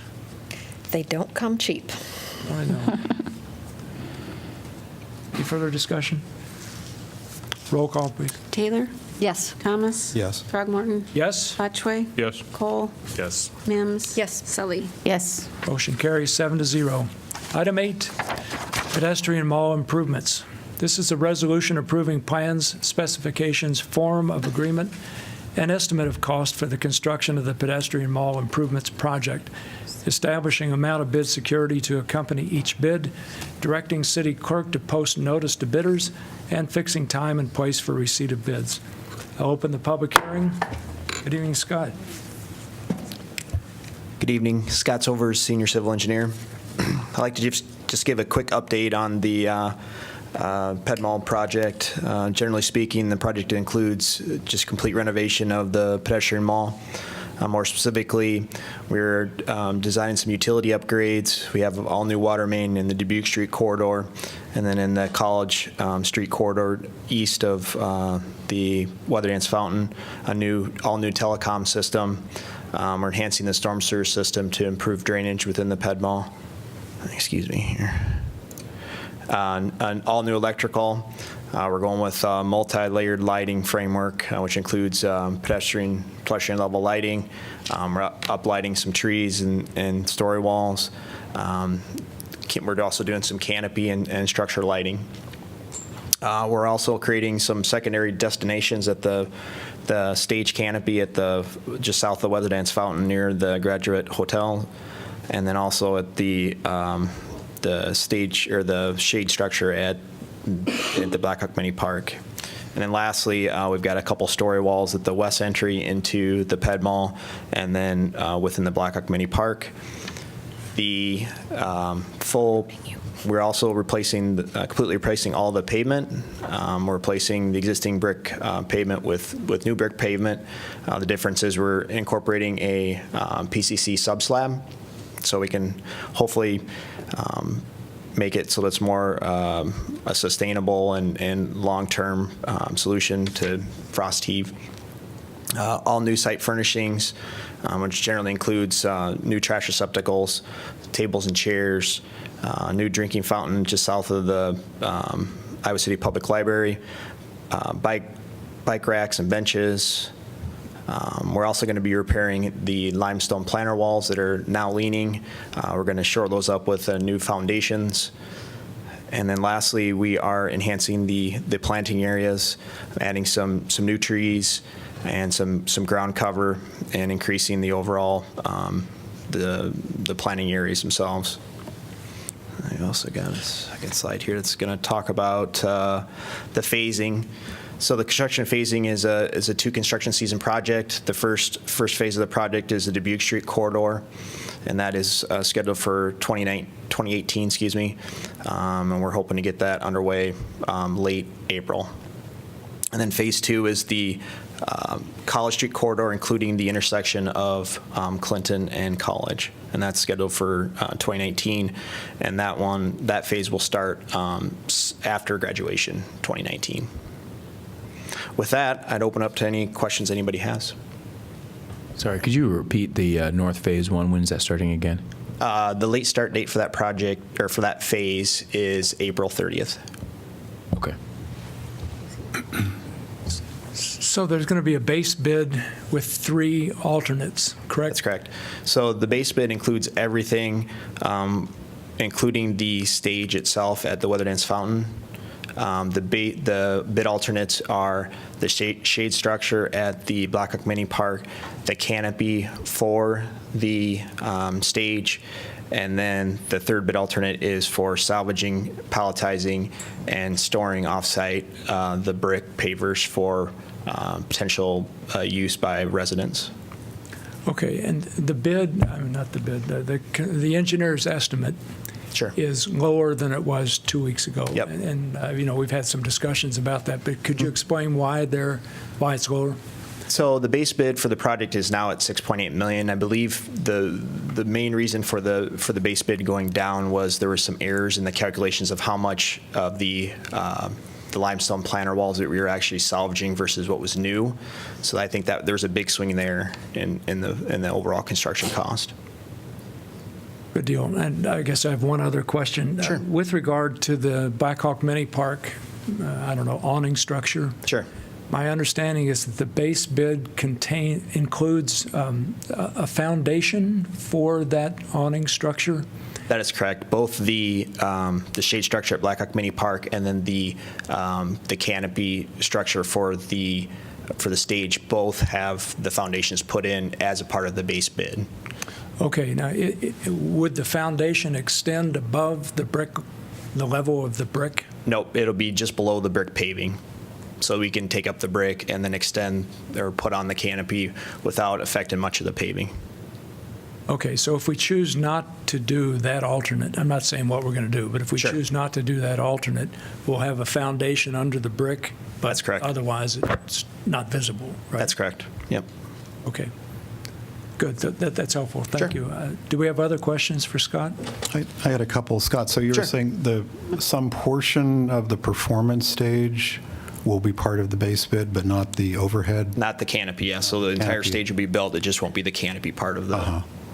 And the benches, are all of the benches existing benches going to be removed? Yes, that's correct. And what happens to them? Do we have any salvaging? Yeah, we're going to salvage all the benches that are out there, especially probably the benchmark benches. And the idea is with the benchmark benches, we'll actually incorporate that back into the Ped Mall on the east leg of College Street, but they'll all be new benches. Clarifying that the benches in the Ped Mall itself will be new, and those current benches that people went to a lot of work to paint Yes. are going to be relocated where? I don't know that we have a plan for relocating those at this time. We would go and evaluate the condition of each of them. They could be deployed in other parks. There could be uses, other non-traditional uses that we identify. But keep in mind, the Benchmarks program was intended to turn over every year. It wasn't like a bench was painted and meant to last forever. It was an annual program that saw those turn over. But we haven't really gotten as far to think about where we might deploy those. I'm guessing some of the benches are of a condition that we wouldn't want to redeploy them in another area, and some are probably in decent shape. Help me understand the bid alternate process. How will that work mechanically with, for example, the shade structure sort of moving forward? We get a bid on, the baseline bid, and then how do we incorporate then the bid alternate? How does that work? We'll get a base bid. The contractor will submit a base bid, and then he'll submit a bid for each of the three alternates, and then we can award the base bid plus any version of the alternates or any combination of the alternates. Okay. And will we be able to vote on each one of these once we get the bid actually? Okay. Yeah. So you'll get to pick base bid plus A, B, or C, any combination of A, B, or C. The timeline for phase one is April 30th. Is that just a timeline based on the bid going out? Correct. Okay. Yeah, so we're assuming, you guys approve plans and specs and we're ready for bid, plans will go out to bid tomorrow, and then we'll receive bids on the 27th of March. Any other questions for Scott?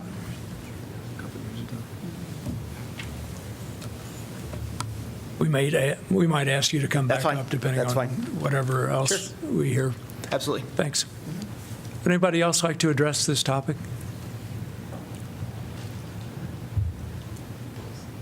Good evening, Nancy. Good evening. Nancy Bird with the Iowa City Downtown District. I just am here tonight to express my support for the project and really appreciate all the length that city staff has gone through and the consultant work for really years and years of planning. The culmination of this project really is a huge step forward. Washington Street went very well. I think that the product at the end, there's a lot of appreciation for the businesses recovered in that year. They recovered well. I think there was a lot of collaboration between both the city and our organization to make sure that project went well. And the pedestrian mall is kind of a whole nother ball game, especially when it comes to the conditions of the brick.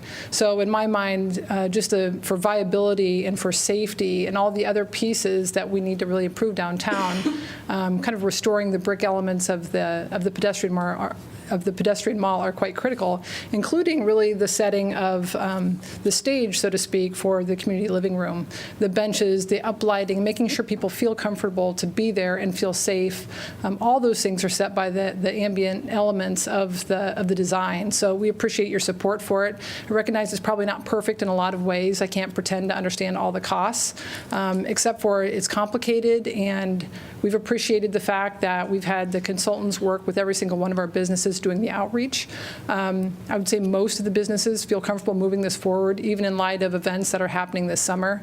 There's always going to be an event in the summer, so it's really hard to avoid it, no matter what the scale is. So we appreciate your support moving through this, and we hope we get this project approved and moving and ready to go. We're set to help support with placemaking activities and making sure the marketing for these businesses goes well as help provide signage during the course of the project. So I think on our end, everyone's really ready to get moving. So thank you. Jim.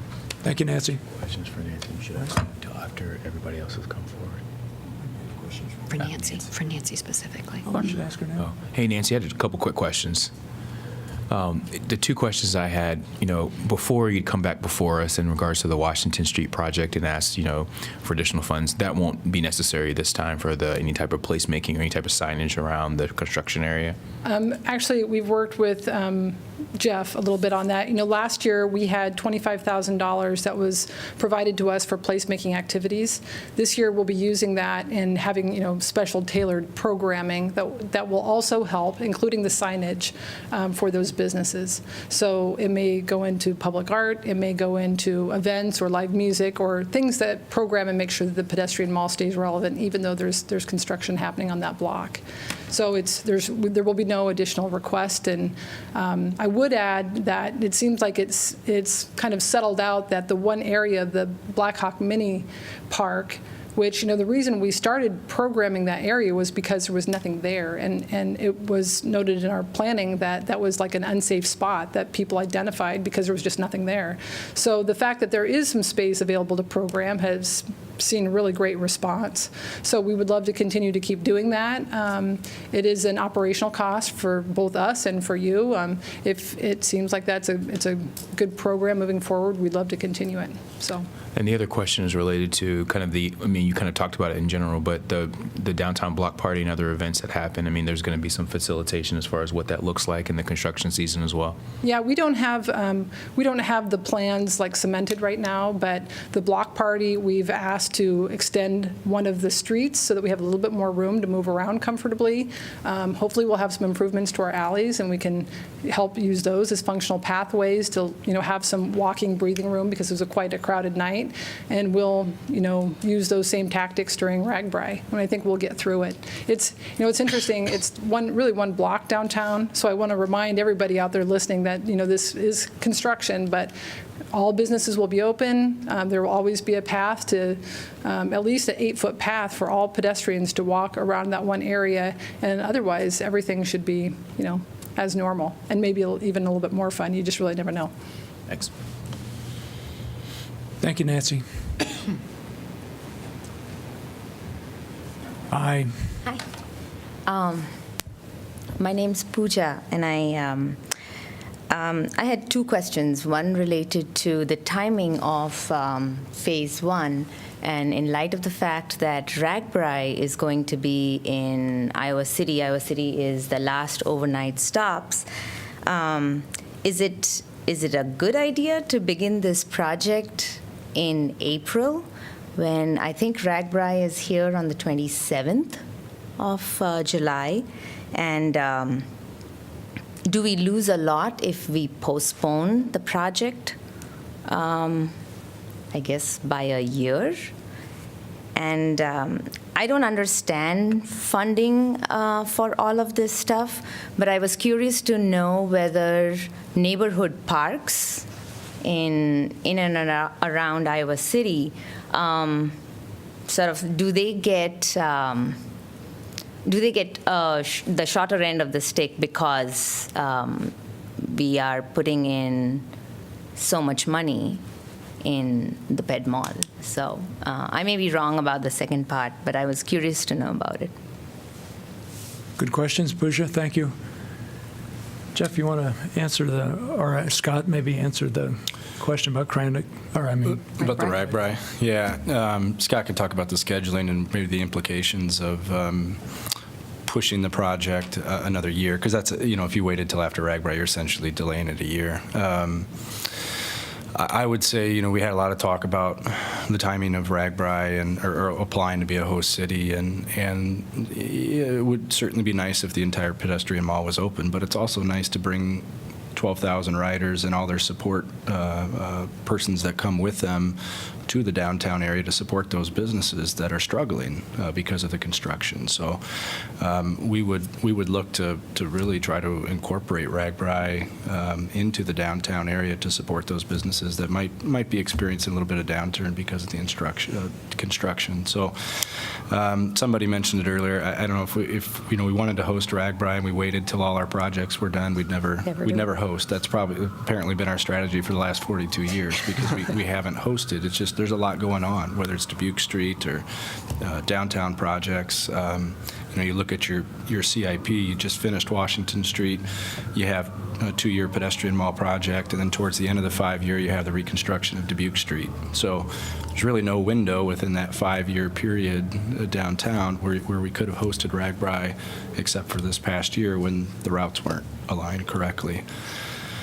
Scott, you want to talk about what the delay until July would mean? Sure. So we're just with the schedule that we've got right now, starting in April, late April, the contractor, based upon the schedule that the consultant has provided us, wouldn't finish up until October, the end of October. So we're pushing that window. Even if we pushed it back a month, I don't know that we would have enough time to get the entire phase 1 completed as a part of the 2018 construction season.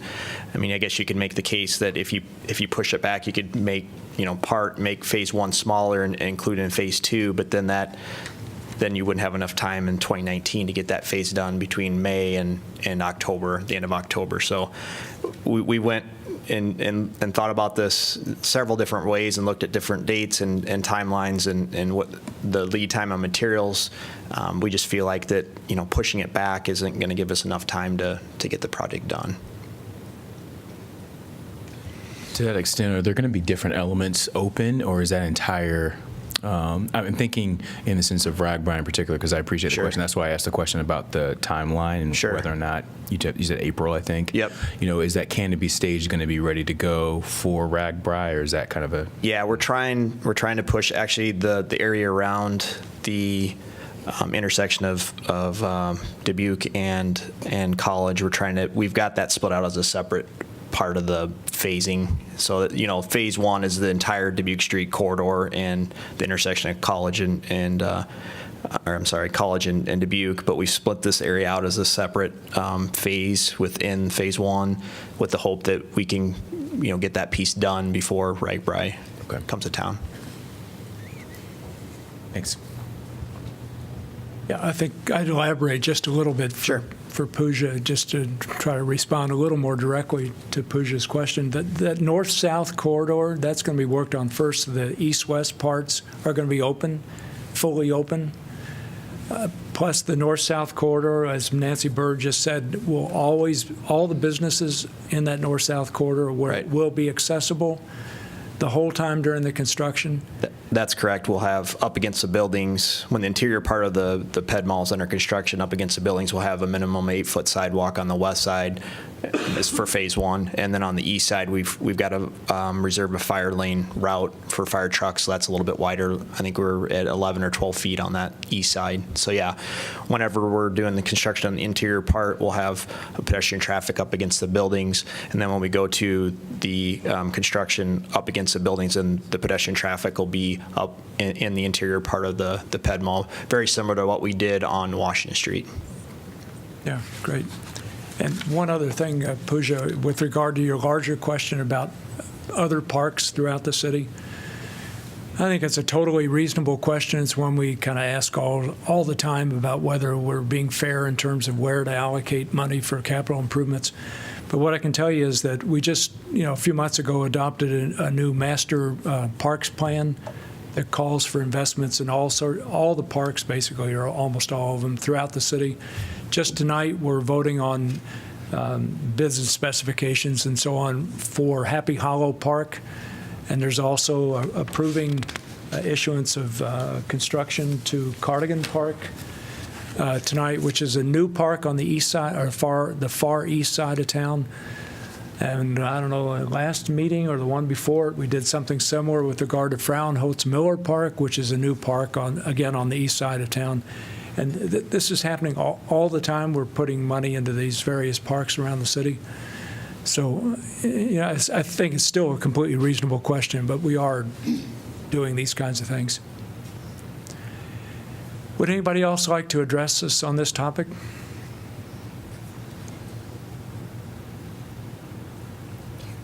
Ms. Cubby, good evening. I got here just in time. Yes, you did. Good evening. My name's Karen Cubby. I co-own Beanology Iowa at 220 East Washington Street. And so we kind of lived through this construction last year, and we did survive it. And a lot of it was because of the good collaboration between the city and the downtown district and the individual businesses. So I know that the hearing is really about the bids, but that $25,000 to do those placemaking activities was really critical. And those weekly meetings that Scott kind of organized, and people came, we got to ask questions, talk about our concerns. And when we talk about April through October as a time frame, as with the first block of Washington Street that was done, there are unforeseen things underneath what we view as the streetscape. All that underground stuff, things can happen. And so that portion took longer than expected, which meant the second part of Washington went later than expected and went through Thanksgiving. So it kind of interrupted holiday time sales for us. But it's important to start on this April date, so that if unforeseen things are found underneath and they need more time to work on them, we're not going into that deeper winter season. So I would encourage you to keep to that April timeframe. And I think the downtown district with the downtown block party last summer really showed that they know how to organize the logistics for safety, to work with the city to have a really big party downtown. And if we just need a different block, I think that we can easily accommodate RAGBRAI during this construction. And as Jeff was saying, I think it's an advantage, actually, because it may help those businesses that are going to be under a little bit of extra distress not be so down. And I think that's one way the city can help them out as well. Thanks. Thank you, Karen. Anyone else?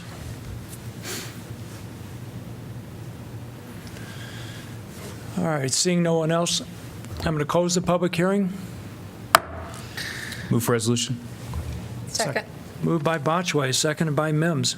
Discussion. Well, I'm going to support this. It's, as we all know, it's a lot of money. But when we talk about infrastructure, some new water lines and all various stuff, and certainly safety is an issue down there with the condition of the bricks and the frost heave, and they can tend to be slippery, et cetera. This is, as people have said many times, this is kind of the front room of our community. And I think it's really important that we invest in the Ped Mall, you hear, there's not very many Ped Malls. They're successful across the country anymore.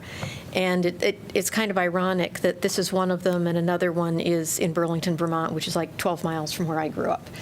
And both of them, I think, do a lot of similar things. They've got a lot of unique, locally owned businesses, have a lot of opportunities for cafes on the street, a lot of opportunity for music and art and different kinds of events, placemaking going on, and they are really they're really attractive to both people who live in the area and people who visit. And that is really essential for the economics of our businesses downtown and just to attract people to come here in the first place. So I'm highly supportive, and hopefully we get back some good bids. I'm supportive of this as well. I think it's going to be an amazing project. I think about Washington Street, and I think there's some things that we've, and maybe even the businesses, as Nancy had talked about and as Karen talked about as well, I've learned from as far as how we can work together as a city, maybe in some new ways. And I'm just excited. I think that, I think Susan already highlighted the businesses. I honestly think that, the culture of, the protests and the marches that occur on the Ped Mall are important to highlight as well, and want to make sure that, there's a safe avenue to do these things. I don't necessarily know, when are we talking about the different structures right now, whether or not we support the different. When the bids we just come want the back. bids come back. But in general, I think that, I'm supportive of that. I'm also supportive of how we've outlined the different alternates as well. I think it's providing a level of flexibility within this particular location that I think is going to be interesting. I'm supportive of the project, and if those of you who've been following this at least as far back as our work session in mid-January, I did express some concerns about the cost escalation for the project. Last year, the CIP, the Capital Improvement Program, had 6.2 allocated for the Ped Mall, and this year it's 7.8 million, so it went up $1.6 million.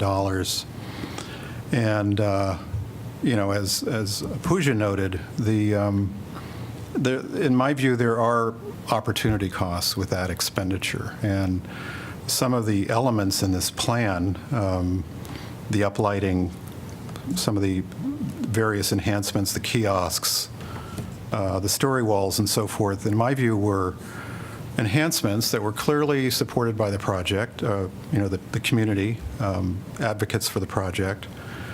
But they added cost to the project, which as a member of council, I felt, given the extraordinary demands we have on our CIP and the funding that we have to pursue affordable housing and the whole range of things, parks, street repair, it could go on and on, that I'm still concerned about the fact that the cost of the project has escalated 26% in the last year. So my response to that, at this point, we're talking about an engineering estimate. We do not know what the actual costs will be. But we developed, and it comes later in our agenda, a strategy, or I suggested a strategy to the neighborhood when we had a meeting on Happy Hollow, which had, on a much smaller scale, a similar issue of a project coming in higher than we wanted the cost to be. And the same opportunity costs were affecting the Parks Department ability to implement other projects throughout the community.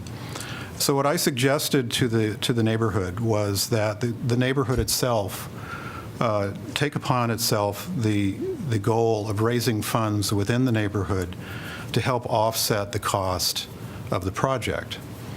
And so coincidentally, we have on the same agenda a project which has, in a way, on a much larger scale, similar issues.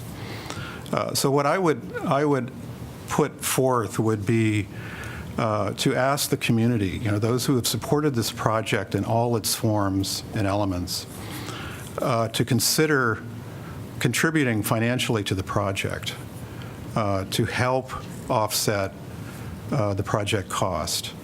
It is a symbolic place, the Ped Mall, in terms of Iowa City. It is truly one of the centers of our community. I would hope, since it is such a center, that people would acknowledge the fact that, yes, this project does have elements that are truly betterments beyond, the kind of basic infrastructure that I think we all agree needs to be done, the utilities, the pavement, the performance stage. All of those things are obviously foundational to this project. But I would want to ask the community if they would be interested in helping bear the cost of this project, given that the nature of it includes elements which, frankly, I do think, given our need, are something that are secondary or lower priority. So as I said, I approve the project, but I'm hopeful that we can find some resources within the community to help pay for it. Rockne? This is going to be an absolutely stunning project, and I'm very proud to support it. But ultimately, although it's going to be a very beautiful project, part of what's driving it is just the baseline guts of the Ped Mall, the electric, the water line, the utilities, the telecommunications. I don't know how many years ago we had that water main break on Washington. Was that 2 or 3 years ago? I'm not saying that that's going to happen on the Ped Mall if we don't do that, but I think what that really did is illustrate the costs of inaction, and there's really costs of doing nothing as well. And so I think for this, it is a huge commitment. I hear your concerns, Pooja, about what we're doing in other parts of the community, but I am proud to say if you look at our total budget, what we've done in Weatherby Park, we're not going to indicate yet what we're going to do on Happy Hollow, but I'm really confident that we are getting really good infrastructure throughout the community. I know that that's a concern that we all share. And Susan mentioned this is the actual heart of the community. We constantly think about whether we are putting too many resources into the Ped Mall, but I really think that this is the central heartbeat of the community, and we have to make that infrastructure really reflect sort of a world-class city, which we aspire to be. So I will support this. We'll get the beautiful infrastructure as well as an innovative place for everyone to enjoy. I really I love the Ped Mall, and of course I would like to see improvement. Even though I saw this really costs a lot of money, but by looking to the breakdowns, I find out most of the big dollars go to the demolition and pavement and infrastructure, which is something we must do it. Looking forward to it, and I guess I liked it and I would support it. Yeah. I'm also supportive of the project itself. I was concerned about the cost, and obviously the infrastructure is gravely needed. The pavement, if you've walked there recently, the bricks are uneven and is not safe to be walking there, and the water mains, the storm sewers, the electrical, that all needs to be done. But I did have concerns, and I guess when the bids come out, we can look at the more individual items, such as the uplighting. I just really don't see the need. It seems to me to be kind of a lavish item that maybe we don't need, but perhaps I could be convinced that would be a nice thing to have. But all in all, I'm supportive of the project. I likewise am going to support the project for all the reasons that have been articulated. And I want to note that the estimated cost will be funded by general obligation bonds, so property taxpayers. All right, so no further discussion? I'd like to make two really quick comments.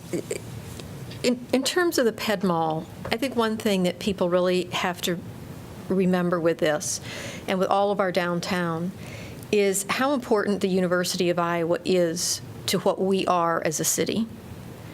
And when they bring in faculty, staff, or students and their parents come to this community to think about attending the university, they don't go out and visit Town Crest or Mormon Trek in general and those different parts of the community.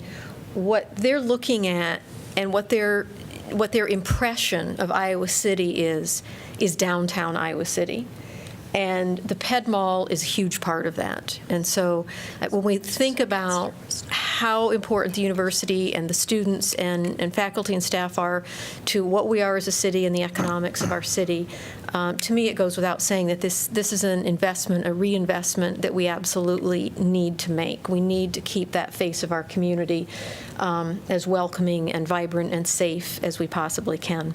And the second quick comment, as I understand and appreciate John's concerns about the increased costs, and because you guys hear me talk about money all the time and trying to save money, one thing I think it's important for public to recognize and for us to remember is lots of times when the original engineering estimates are put on these projects 2, 3, 4, 5 years out, they haven't done a lot of the detailed work, and it's only maybe within the last 6 to 12 months, as they're really digging more into the design, that they can get more accurate costs. And so lots of times that's what's reflected in those big increases, not because the actual cost went up, it's just that now they have more actual details that they're using to use for estimates. So it's not that they do a bad job, they just haven't put all the details in until closer to the deadlines. So I'd also like to comment to Pooja and thank you for coming and expressing your concerns. And you might touch bases with Julie or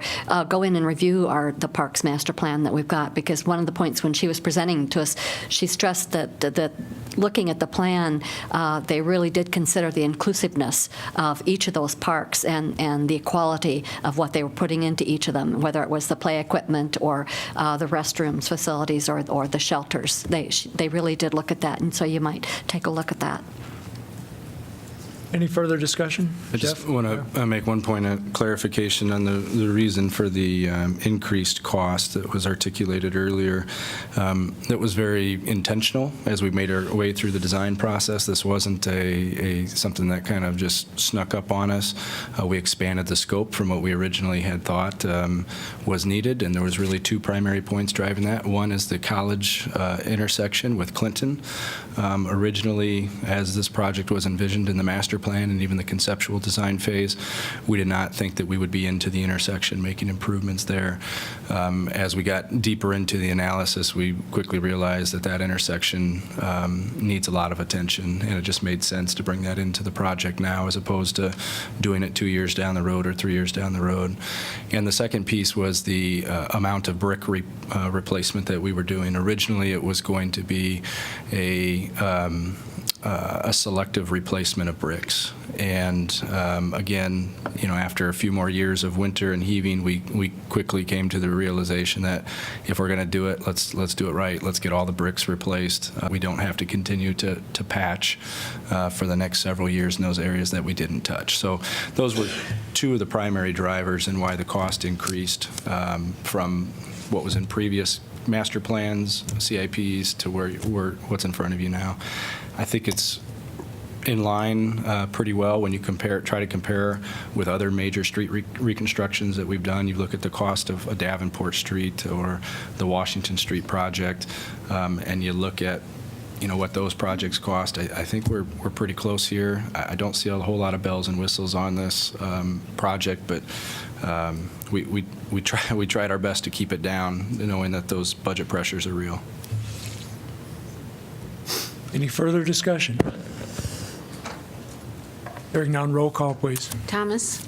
Yes. Throgmorton? Yes? Botchway? Yes. Cole? Yes. Mims? Yes. Salee? Yes. Taylor? Yes. Motion carries 7-0. Item 9, Graduate Hotel Agreement. This is a resolution authorizing the mayor to sign and city clerk to attest an agreement with Graduate Iowa City Owner LLC concerning the pedestrian mall improvement project. Move the resolution. Second. Moved by Mims, seconded by Botchway. Discussion. Somebody should explain. Yeah, this is something that the city and the Sheridan Hotel did for the 1999 pedestrian mall improvement project. But the Graduate Hotel their property line extends into what most people would consider the Ped Mall. So the stage itself is actually on Graduate Hotel property, but it's treated like the Ped Mall. So this agreement gets into how we're handling the improvements on those areas on their property, allows us continued use of those properties, but requires us to actually construct those improvements, not only on that stage frontage area, but also their outdoor service area as well. In exchange for that, we get the right to use the stage and make it available to the public, although it's on their property. That came as a surprise to me when I was reading this material. I had no idea that it was partially owned. Okay, any discussion, folks?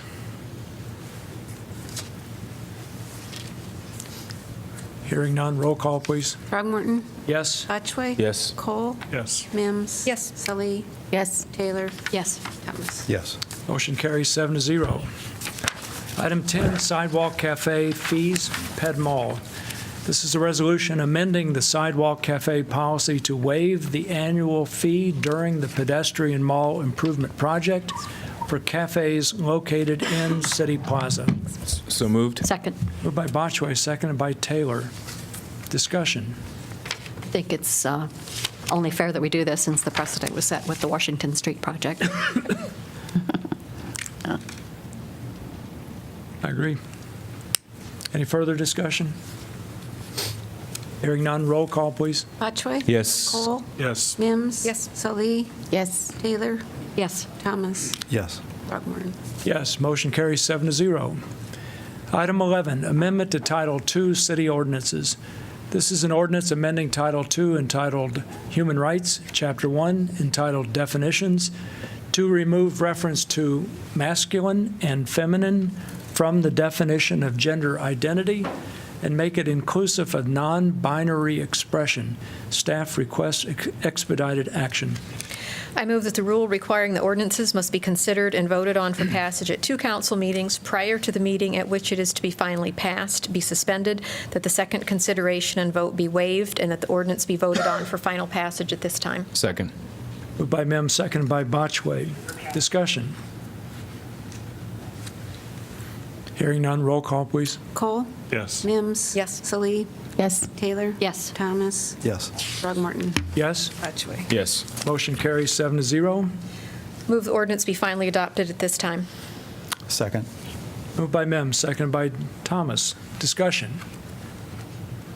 I thought it was interesting that we got mailings from all across the country. I mean, it's receiving national attention, so I think this is a pretty big deal. So thank you, Eleanor, for looking into this. Further discussion? Hearing none, roll call, please. Mims? Yes. Salee? Yes. Taylor? Yes. Thomas? Yes. Throgmorton? Yes? Botchway? Yes. Cole? Yes. Motion carries 7-0. Could I have a motion to accept correspondence, please? So moved. Second. Moved by Botchway, seconded by Soe. All in favor say aye. Aye. Opposed? Motion carries. Item 12, Happy Hollow Park Restroom and Shelter Replacement 2018 revised. This is a resolution awarding a contract and authorizing the mayor to sign and the city clerk to attest a contract for construction of the Happy Hollow Park Restroom and Shelter Replacement Project 2018. Could I have a motion to approve, please, So I guess? So moved. By Botchway. Second. Second by Mims. All right. Good evening, Julie. Great. Good evening, Julie Seidel Johnson, Parks and Rec Director. Just want to fill you in. After the last meeting, you had asked for us to host a neighborhood meeting regarding this project. I'll get to that in just a second. I also want to make sure we review how we got to the cost estimates that we're at on this project, because there's been some confusion about that this past week. This project started out with a $150,000 budget. That budget predates me, but we're pretty sure it was set based on the prices of some of the similar restroom facilities built at Fair Meadows, Court Hill, and Kiwanis Park. So it was based on that and some other park projects that we've done.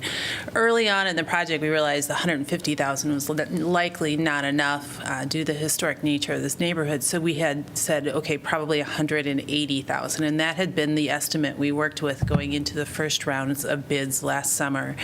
As you know, those bids came in substantially higher than that, so we went back to the drawing board, did some smaller design changes, hoped that we had a different bidding climate when we bid again this fall, but still raised the estimate, figuring that 180 was a low estimate. So the estimate as we went into the last bid was 220. As you know, the final, or the low bid this time is 258. So still substantially higher than even the third iteration of what the project budget was. You had asked that we meet with the neighborhood and talk about some other options. Were they willing to have us move forward without the restroom and just build the shelter and possibly some other amenities within the park? We had a really good turnout for the meeting last Tuesday at the rec center, about 12 families represented from the neighborhood. Resoundingly, they want the restroom.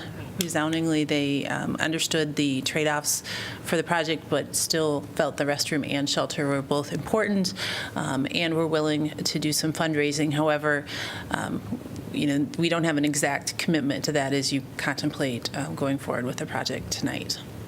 So, one other item that I would mention they talked about was the park sign, and I think you want to talk about that a little bit tonight as well. So. Julie, what fraction of the total cost is caused by the restroom? The restroom is about $100,000 of the project, and it remained kind of steady at that $100,000 range through both bid cycles when it's itemized within the bids. So the restroom itself was about what we predicted it would be. So. Other questions for Julie?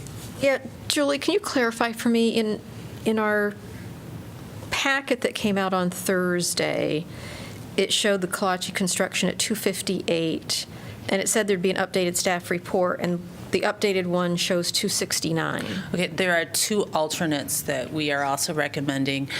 In the bidding documents, there was an alternate 1A and 1B, which were two different finishes. You can see the finishes here on the bottom of the shelter. We wanted to get a true accurate cost on those. If we didn't do it with the project because of the historic preservation requirements, our staff would have to do that later. We feel like the price given in that alternate is a fair price and probably as much or less than what we could do it with our own staff. The second one is a water line. We talk about this being a historic park. Well, it's become more and more evident the water line is quite historic underneath as well, and needs to be included as an alternate.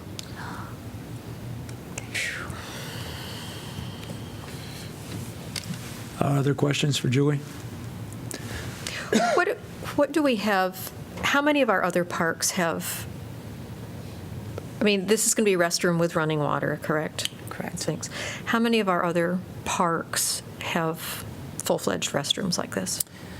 I don't know the exact number off the top of my head. Similar ones to this with a separate restroom would be Fair Meadows, Court Hill, Kiwanis. And then you have the larger parks, Weatherby, Willow Creek, Hickory Hill.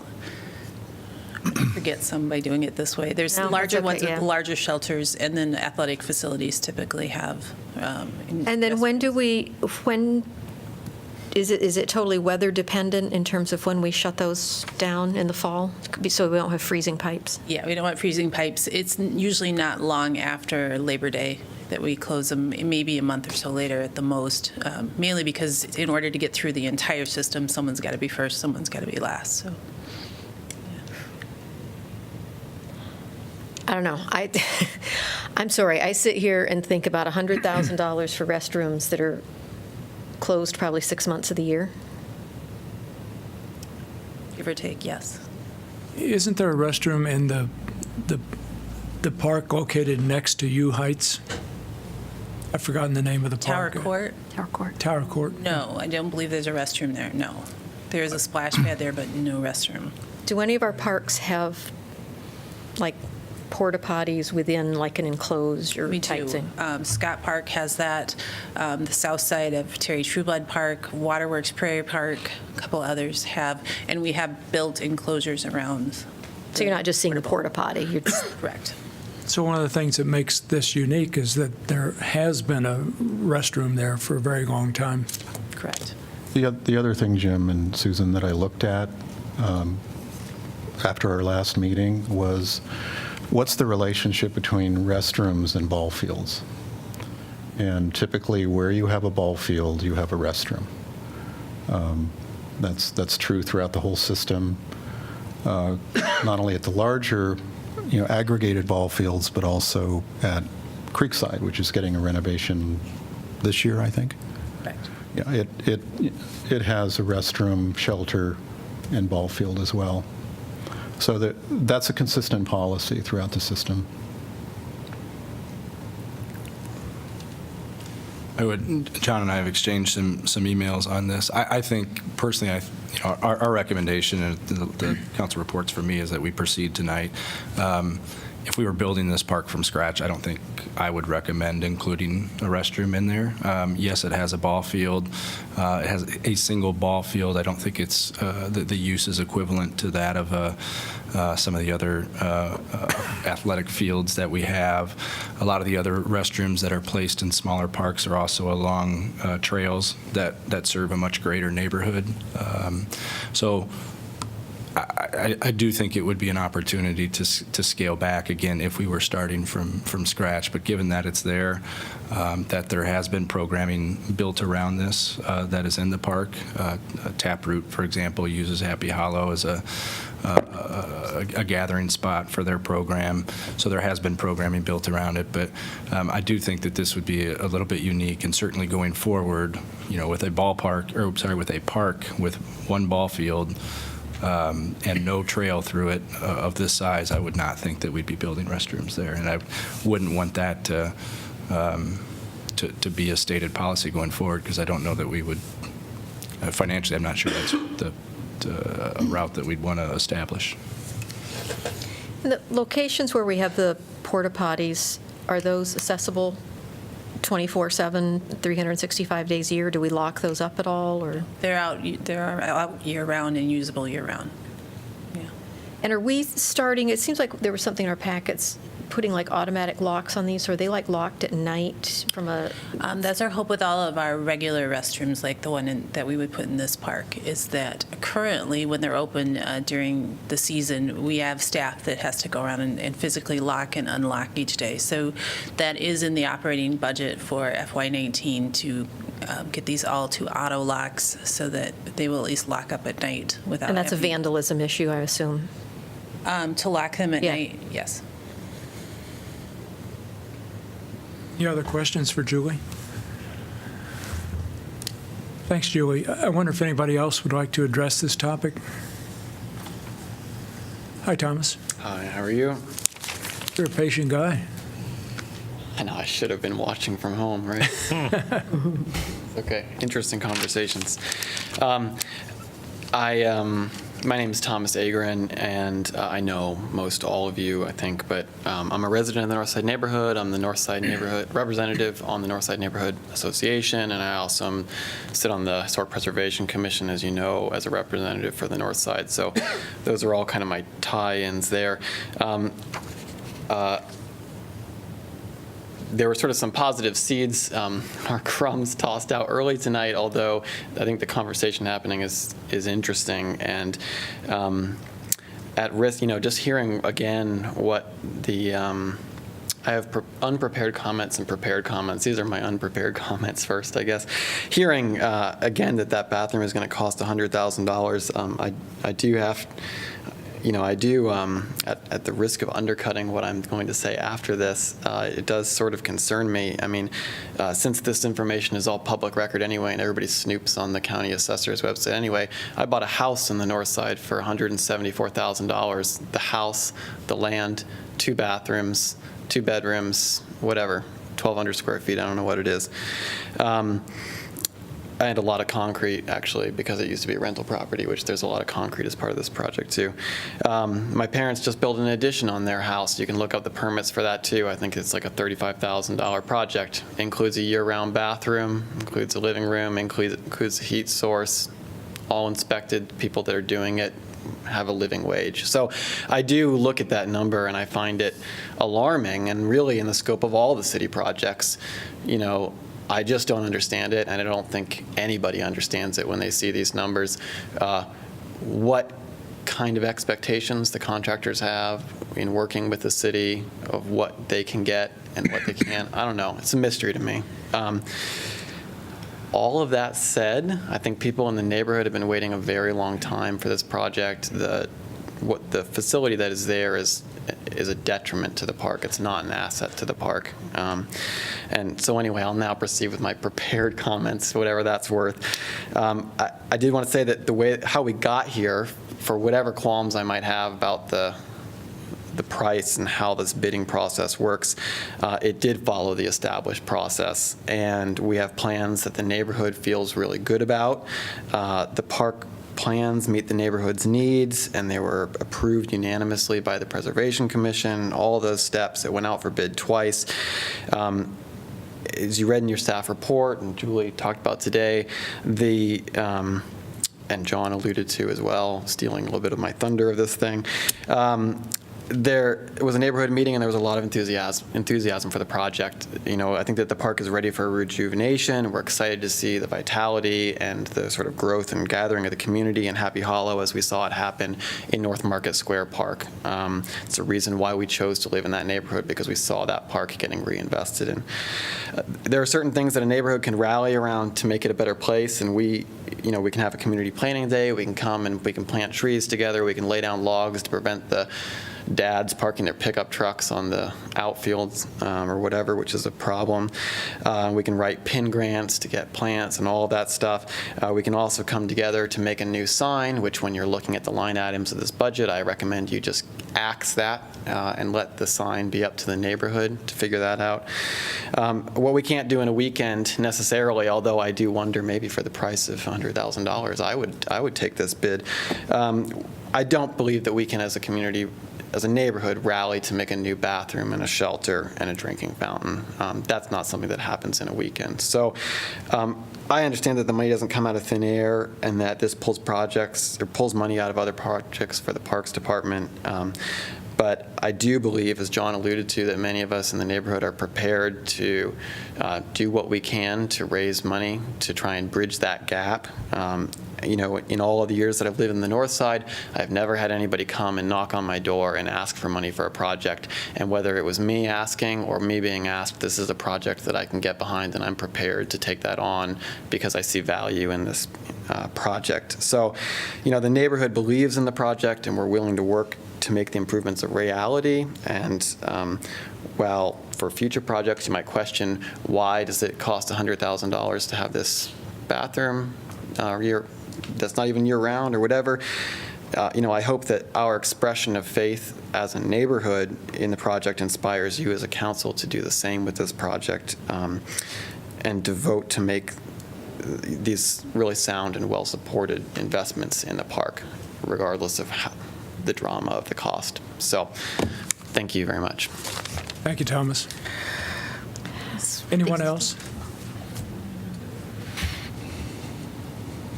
Council discussion? I think the cost of the restroom, we're kind of forgetting that it's not an ordinary restroom, as I think Julie had pointed out to us at one of the meetings. They tried to keep in scope of the historical nature of the neighborhood, and so as you can see from the photo, it doesn't look like, say, a restroom at the Kiwanis Park or any of the other, Willow Creek or any of those other parks, the city park even. It's a beautiful building, and I find it ironic that we were discussing the Ped Mall, and people didn't seem to blink at a $6 to $7 to $8 million figure, and now we're haggling over $100,000 for a restroom, which, from the healthcare standpoint, as I've pointed out, I think is important. I also think having this beautiful building, that's a very busy street that goes by there. It's visible. People see this when they drive by, and I think this will be a much nicer thing for them to see than what's there currently. So just from the historic nature of it, I approve of it. And I was happy to see that staff finally said that they would go with the bid. So, I'll probably going to be in the minority here. I'm not supportive of the restroom for a couple of different reasons. I appreciate your comment in relation to the Ped Mall. I do see it a little bit differently in the sense that the Ped Mall is something, that is relatively large in scope and is for basically our entire Iowa City. I'm not saying Happy Hollow isn't a park that people could use, but I had to just double check on the satellite because I drive by this every single day, and I frankly miss it, and I don't even think about it. And I'm not saying no disrespect to the community. Obviously, I have my own community park that's kind of catty-corner, nobody can see, and I love it. But it also made me think about my own community in a sense, and why not have a restroom there? And I think Jeff articulated that it's not necessarily feasible from that standpoint to think about having restrooms in all our parks. I guess I come to a singular point. If this was something separately that we could consider and it came out of a different budget line item, I think I would feel differently about it. For the fact that it's coming out of a budget line item that will be towards other projects and other parks and other areas, I can't in my right mind say that's okay. Especially as we talk about this park master plan and we talk about how we want to ensure an equitability across all the different parks. It's almost like we're stating that, but then shooting ourselves in the foot. So again, like I said, I know that I'm probably in the minority in this sense, but I'm not going to be supportive of this particular bid. I'm not either, Kingsley. Oh, go ahead, Muzzy. I'm sorry. I'm sorry. I just like thinking about $100 in the bar for guest bathroom. For me, this is really a lot of money. Because I just would like to know the way that we spend our money. A bathroom for $100, and I'm asking to increase the affordable housing fund. They increase it 100, like a price of a bathroom in the park. I think, this is really, we have to think about our priority in, of using money, even though I know this fund coming from the, the miscellaneous of the park fund. But still, this is, I support park and I support this. This is going to be good for a lot of people who live around the area, but really spending $100,000 for a guest bathroom is kind of ridiculous. And not thinking about what our priority is. We been directing a lot of money to parks. Park is important, but still, we have to think about what the priority for this city. I really am not supporting this project for the bathroom, like $100 for bathroom, but the rest of it's fine with me. I would agree. Particularly, I guess, it concerns me, and that's why I asked the questions. When we do these bathrooms, and I totally understand and support Parks and Rec's policies in terms of locking the bathrooms because of vandalism. Obviously, that's come from experience. You have to do it. But also the fact when you have the water line in there, we've got that thing turned off for almost 6 months of the year.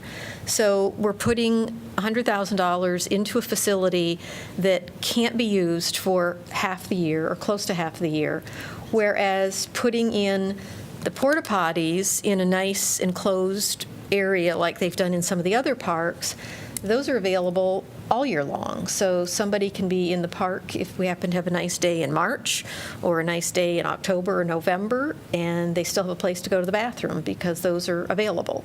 So I think for the availability versus cost, and I agree with Jeff, there's one ballpark here, one ball field here. This isn't like the other ones where we've got multiple fields. So yeah, I can't support it.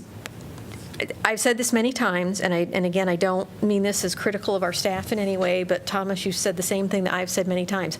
How in the world can a shelter that has minimal electricity, no sheetrock, no insulation, no utilities, cost $160,000, which is what it is if the restroom's $100,000? And it just blows my mind that one thing, our bids keep coming back the same. And again, I mean that of no criticism of our staff, but it's just crazy how much those are costing us. And so I can deal with that, but I can't go with the $269,000 for the whole shebang, so I'll be voting against it. If I could just real quick on that restroom, because that's an important point that everybody seems to be bringing up, but I might ask Brian to help with this. HBK is our consultant on this project. But I was wondering why he's still here. I was like, man, he's a marathon. When you're building a restroom to commercial standards and public standards, they are a lot steeper than residential standards. And Brian, I'm putting you on the spot here, but could you talk to that just so we know? As I look at the bids that you have in your council report here, the engineer's estimate on the restroom was $97,000, which is right where Kalachi came in. They're the low bid. But the others were $117, $120, $137, $192 in terms of where the other companies bid those restrooms. It's consistent. We'll get the same numbers on Creekside. There's a little bit of extra features here because of the historic nature of the park, but that's what it costs. And I've had this conversation a number of times with councils in the past, and that's just what it costs to build restrooms to a public standard in a park like this. Yeah, thanks. That's Brian Belk, HBK. Thank you, Jeff. Yeah, and I guess what I'll say is, too, we've been involved in these in a number of different parks and or seen them through bid process, and generally you're seeing $80,000 to $90,000 on a restroom in the parks, whether it be Kiwanis, Court Hill, and I'm sure Julie could correct me if I'm wrong there, but from everything I've seen on bids, you're generally in that 80 to 90 range. We bumped up that estimate knowing, again, the historic nature and adding that different architectural component and aesthetics to it, as you see in these pictures, to meet the desires and needs of the community and where this takes place. So we knew there would be some additional upcharge because of that, and we saw that with the bids. And just right, it was consistent. It was consistent on both bids that it was at that range, and it is just a common. It's common. We've done it in other communities beyond Iowa City, small towns, even similarly last year in West Branch, and you had the same thing. We were $85,000 for a restroom there at the park. So I think two things to note is obviously that restroom has existed for a long time and is utilized, as you said, not only by those attending the park, but other large full-scale groups, and we've heard that in the public meetings and in the neighborhood gatherings. But in addition, it's an expectation that's already been there. This is just providing it on a new basis as a separate structure. Be happy to answer any other questions while I'm up here, if there are any.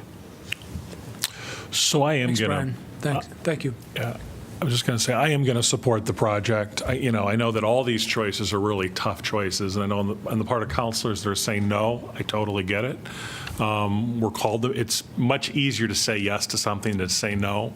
But in this particular project, in this particular park, I view this as a destination park. It is in a historic neighborhood, and with historic neighborhoods, sometimes it is more expensive, whether it's in the renovation, whether it's in the construction, whether it's in the design standards. It not only services the neighboring residential component, but it also serves a lot of university students, a lot of nonprofits.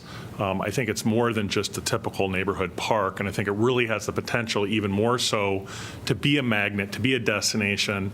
So not only this particular neighborhood, but people from throughout the community can come and enjoy this particular park.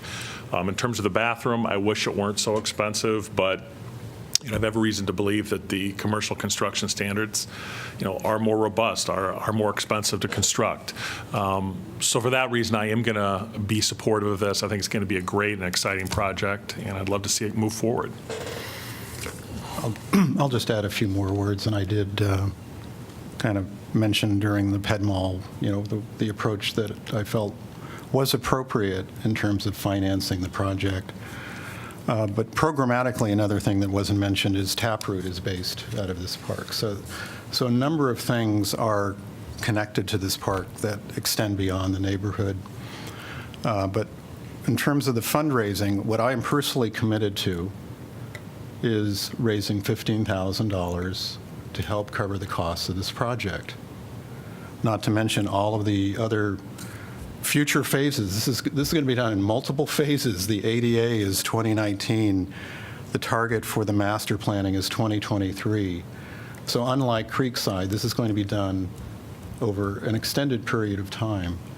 And in the interim, as Thomas mentioned, the community is very interested in, through sweat equity and any other funding sources, making minor improvements to the park over that period. I'm too old to wait to 2023 for the master plan, should it come. So this is, and I view that financial contribution as important, actually, in terms of the effort that will go into that fundraising, and showing that kind of, sweat equity and, financial equity that the neighborhood is intending to put into the project. So, and aside from that, everything was done in good faith in this process, everything. So I hear the thing on the cost, but as Brian said, the cost is what it is. There is some upgrade, but it's not, we're not talking about it should be 50. No, when we build restrooms in parks, this is roughly what they cost. So of course I'll be supporting the project, but I certainly hope it moves forward. Well, this is a difficult question for me, and obviously I'm the deciding vote on this, so at least if I count correctly, 3-3. So I'm thinking about what Rockne said with regard to this being a destination park. I think that's true, partly because of the historic character of the neighborhood, partly because it used to be a brickyard, and some of the buildings nearby were occupied by the owners of the brickyard. And so historic character of the neighborhood, and why that makes it important for these structures to fit into the historic character. Community expectation is a big deal. If there had not already been a restroom there, I think like Jeff, I'd say, well, too bad, no restroom. But it's been there for a long time, and it's hard to break away from what people have, for maybe decades, I don't know exactly how long, what they've already grown used to. John makes a very generous offer. Perhaps others in the community, neighborhood especially, will eagerly join in that endeavor and help generate funds externally. We can't count on them, but they could help. But I'm also thinking about opportunity costs, which is sort of a technical economic term that basically means you got $100,000 that you're proposing to spend on this restroom, but how else could you spend it? Could you get something better for that $100,000? So, Jeff, how else would the $100,000 be spent? Yeah, Julie can answer that. The master plan talks about the use of the miscellaneous park fund, which is a line item in your CIP that we fund at $100,000 per year, and we roll those funds over from year to year. Yeah, and I want to be clear that even from the start of this project, we knew there would be at least a small amount from that fund going towards this very early in the design, but not the $117,000 we think now will come out of that fund. It's used for priorities throughout the rest of the park system. So specifically things that the master plan called out are accessible picnic tables, helping with some of the accessibility paths that we're working on, new park furniture throughout, so new trash cans, recycling bins, benches where needed, park signage, and then sport courts or the basketball court refinishes throughout the system, and then smaller shelter renovations. So in other words, if a shelter needed a new roof before it came up in the overall master plan for a full replacement, park annual improvement funds would be used for that. It's also the fund we go to when a community group comes to us with a great idea, or a neighborhood, and they need some matching funds to finish out something within the park. We have used it for that in the past too. Thank you. And how much you have on the miscellaneous? I believe it's about $239,000 because we've been holding it back, waiting for this project to bid out, so we knew how much was going to Happy Hollow. So. And have we budgeted already for the, I don't remember, for the west side? We were thinking to have another park at the west side. We already have money for that. That's future years, about 3 or 4 years out in the CAP, and there's a number of projects already budgeted out for the next through the next 5 years. So the answer is yes to Yes. to the, yeah. And I will say, we have used the park improvement fund to cover overages on bids before. That's part of a nice luxury of having it is, I think the last one I recall maybe were the pickleball courts that came in a little bit higher, but. Yeah, and well, actually, Cardigan, which you approved tonight, will have about 10,000 from that project come from the Park Annual Improvement Fund as well. It's just the magnitude of this one that gave us pause. Ultimately, we think because the fund balance is where it's at 230, that we can take this. It still gives us 115, whatever, to work with. And then come July 1st, there's another 100 in the budget. So yes, it takes away our ability to do some of the improvements, the types of improvements that Julie mentioned, but we still have ample funds to make a lot of those improvements in the parks. Hey, Julie, another quick question. Just within relation to the bid tabulations, is there a reason why some of these things just fluctuate so dramatically? I mean, looking at mobilization from Tricon compared to, is it Kalachi? Kalachi. Yeah. I mean, it's a $15,000 swing. I mean, there's a couple of them that $6,000 to $5,000 swing, and then I think $192,000 for the restroom. Compared to So for it Tricon. depends on some of the subcontractors each one is used and where they've got their pricing from for different things. As you can tell in this case, the construction of the actual restroom and shelter, other than there's one really outlier there, it's pretty consistent across the board, but the differences are the mobilization, the demolition, some of the other items that have a little more, they aren't as fixed of cost. So indeed, that's what contractors make their bets on, is how much they can charge for those things, I would say. And that's why you see such a variance. We had hoped that bidding it the second time, we would be in a better bidding climate. In other words, contractors looking more for work than they had been at the first time. If you look around Iowa City and see the amount of construction going on out there, It's not that it just much. wasn't the case. And those school district projects, no, sorry. There's just a lot of construction going on, so I think that played into that. You see the actual cost of the structures themselves not varying that much, but a lot of the other items do. Yeah. Thanks, Julie. Thomas, you wanted to say something else? Be brief, please. Very briefly, I know, I understand everyone wants to go home. Two things. One is, if you reject this based on the cost of the bathroom, I can say that this neighborhood will be looking at all of the other bathrooms that you choose to not build based on that same logic in all of the parks. I mean, the price for the bathroom is fair. So what I want to say is that what the neighborhood really wants to see is investment in this park. And if you decide that $100,000 is not actually what you want to pay for bathrooms in any park, by the way, which is really what you're saying, if you do that, then fine. Figure that out and stop building bathrooms for $100,000. What the neighborhood wants to see is investment in this park, okay? So if you do cut the bathroom, if you do choose to do that, we don't want to go back to square one. People want to see the investment happen. There's a water line out there. People really want a drinking fountain. So make sure that that happens.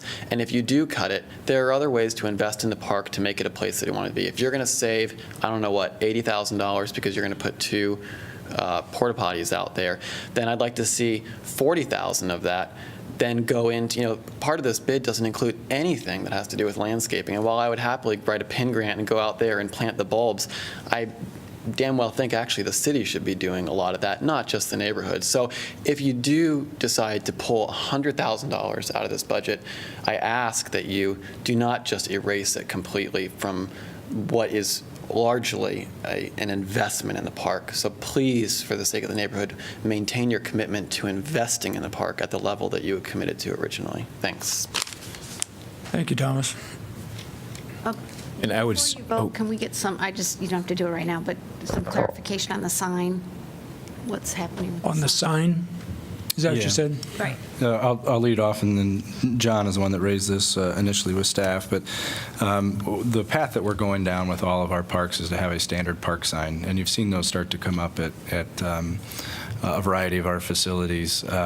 So when we go into parks for improvements, we're including the new sign. There's been some concerns, first raised by John. We've heard some concerns from the neighborhood too. You heard Thomas talk about it tonight, that the sign that we're, our prototypical sign, if you will, does not fit the historic nature of the park, and we'd be better off designing a new sign that better fit the character of the park. So this does, you can see that there's a bid line item for a new park sign. It's a small amount. Actually, Kalachi only bid it at $250. It was probably an error in their bid document. It's probably at least several $1,000 item, but it's a small enough item in the grand scope of the project that we could just use a change order process to take it out. We'd ask if you don't want that sign in the park, that you just give staff the flexibility to work out the arrangements on how we do that, because it could very well be that we just try to get this sign placed at a different park where it would be more appropriate.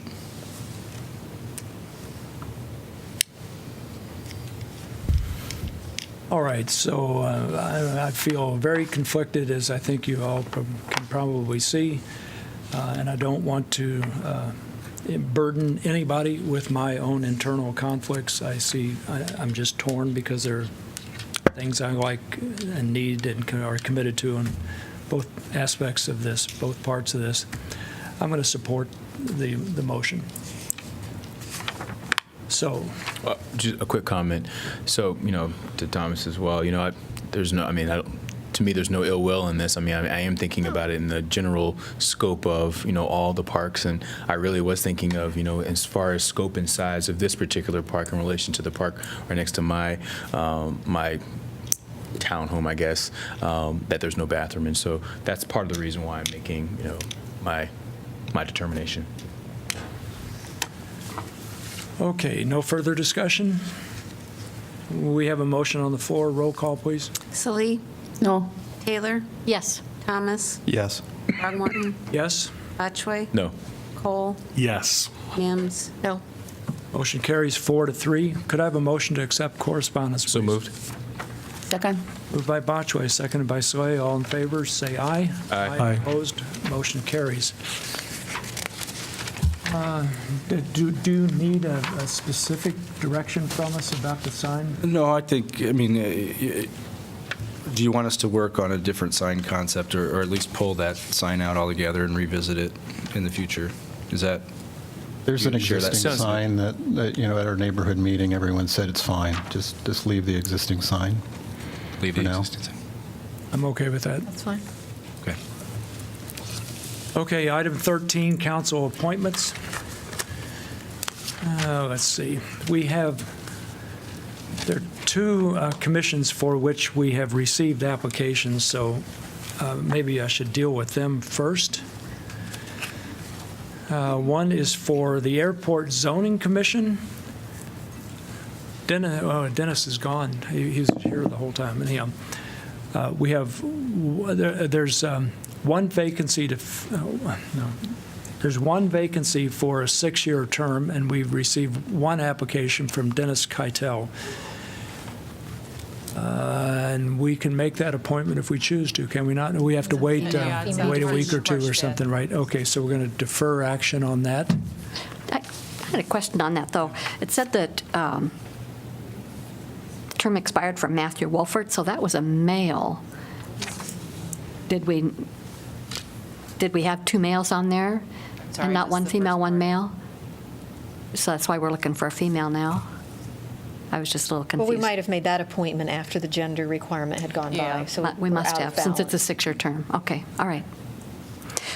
But on his application, he expressed interest in the Board of Adjustment, Planning and Zoning, Parks and Rec, and also this. And there is an opening, male opening for Board of Adjustment. But it says no applications. If they're applying for more than one, do they need to do separate applications? No. Eleanor? Or The Zoning Board of Adjustment, he? yeah, he just said Board of Adjustment. Do you think Well, he meant the that would be probably the Board of Adjustment. Board of Adjustment, not the Airport Board of Adjustment? Board of Okay, Adjustment. all right, thank you. I wasn't clear on that. All right, so we're going to defer action on appointment to the Airport Zoning Commission. We also have, on the Senior Center Commission, one vacancy to fill for a 3-year term, and an application from Robert Finlayson, and he seems completely appropriate to me. Would the rest of you agree? Very familiar with the center. Okay, so we'll appoint Mr. Finlayson. All right, otherwise, I should just announce these vacancies. We get a motion to appoint Mr. Oh, I'm sorry. So Yeah, moved. could I have that motion? Second. Motion by Botchway, second by Taylor. All in favor, say aye. Aye. Opposed? Motion carries. All right, we have one on the Airport Zoning Board of Adjustment. We have 2 vacancies to fill 2 5-year terms. Do I have to re-announce the Airport Zoning Commission? No, okay. On the Board of Appeals, 1 vacancy to fill a 5-year term. On Historic Preservation Commission, 1 vacancy for Jefferson Street representative to fill a 3-year term. On the Telecommunications Commission, 1 vacancy to fill a 3-year term. And when are these due, Kelly, these applications? Sorry, you threw me off guard. March 13th. It'd be Tuesday, March 13th. Okay, applications for those positions must be received by 5 p.m. Tuesday, March 13, you said? Correct. Yeah, okay. We also have 1 vacancy to fill a 4-year term on the Civil Service Commission. Applications for that position must be received by the same date, 5 p.m. Tuesday, March 13. Are we okay with all that now? Okay, item 15, which would be community comment. Gustav, Ben? Didn't you just come and talk before us? Yeah, but this is like more casual, you know. I'll keep it short and sweet. You guys mentioned talking about getting more involved in advocacy, particularly with other political bodies in Des Moines. So therefore, I'd like to invite you all to Hawkeye Caucus Day on March 27th. Hawkeye Caucus Day is specifically University of Iowa Advocacy Day in Des Moines, where it's the state capitol gets all decked out. So if you've never done it before, if you'd like to get your feet wet, I'll be there. A lot of other University of Iowa people will be there. And really, I think it would be a great way for the city to also show unity with the university in terms of advocacy that way. I'd also like to announce the First Generation Summit is April 7th. That's a Saturday in the IMU. It's a showcase of first-generational students. Oh, I thought you're just yawning. No, I'm sorry. Oh, no, you're good. I thought you were like wanting me to do something. My bad. I'm so sorry. Imagine that. And then I have 2 birthdays to announce. The first one is the 171st birthday of the University of Iowa on February 25th. The second birthday is the 21st birthday of mine, February 28th. And you'll always remember that because every time it says the ex parte discussions, that memo was written on February 28th, I think in 2007. So now you'll remember my birthday for the rest of your life. And then I have 4 more meetings to go, 63 days. Thank you, Terry Dickens. You're not counting, though, are you? Behave yourself, Ben.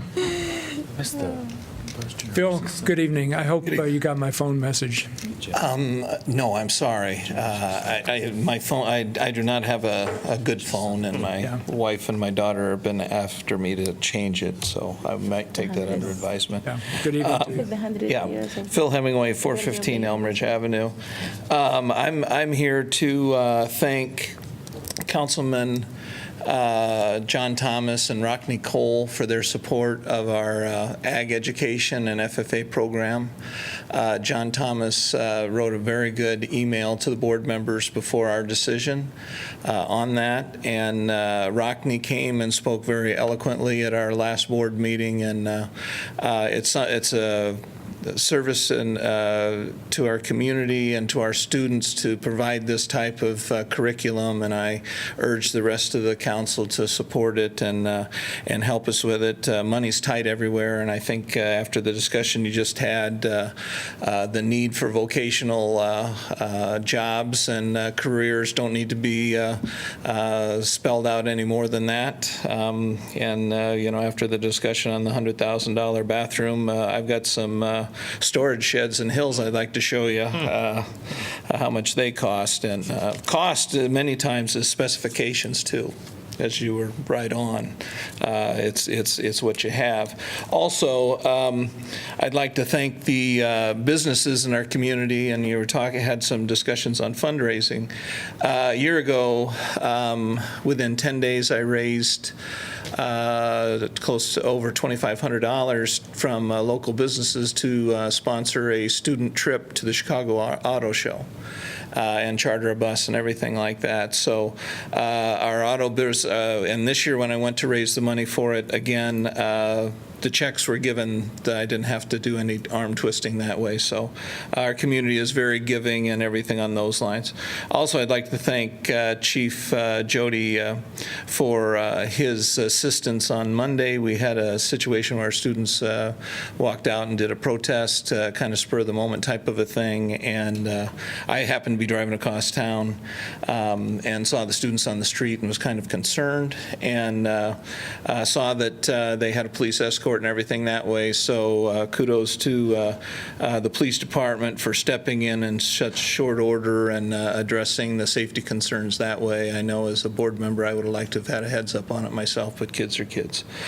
So with that, but thank you again for the councilman's support on the FFA programming. And I meant to come here earlier and talk on the PedMall situation, but I didn't get a chance to get in on that. But I rest assured that you made the right decision to make sure that we have the proper facilities for our students to vomit in. So thank you very much. Thank you. Thank you, Phil. It's nice to see you. Thanks for your patience. All right, City Council information. Why don't we start with Kingsley and move to the right. I actually had a question for Ben. Can you tell me again, you said the First Generation Summit is when? That is Saturday, April 7th in the IMU. And the Hawkeye Caucus Day? Hawkeye Caucus is March 27th. That's a Tuesday, I believe.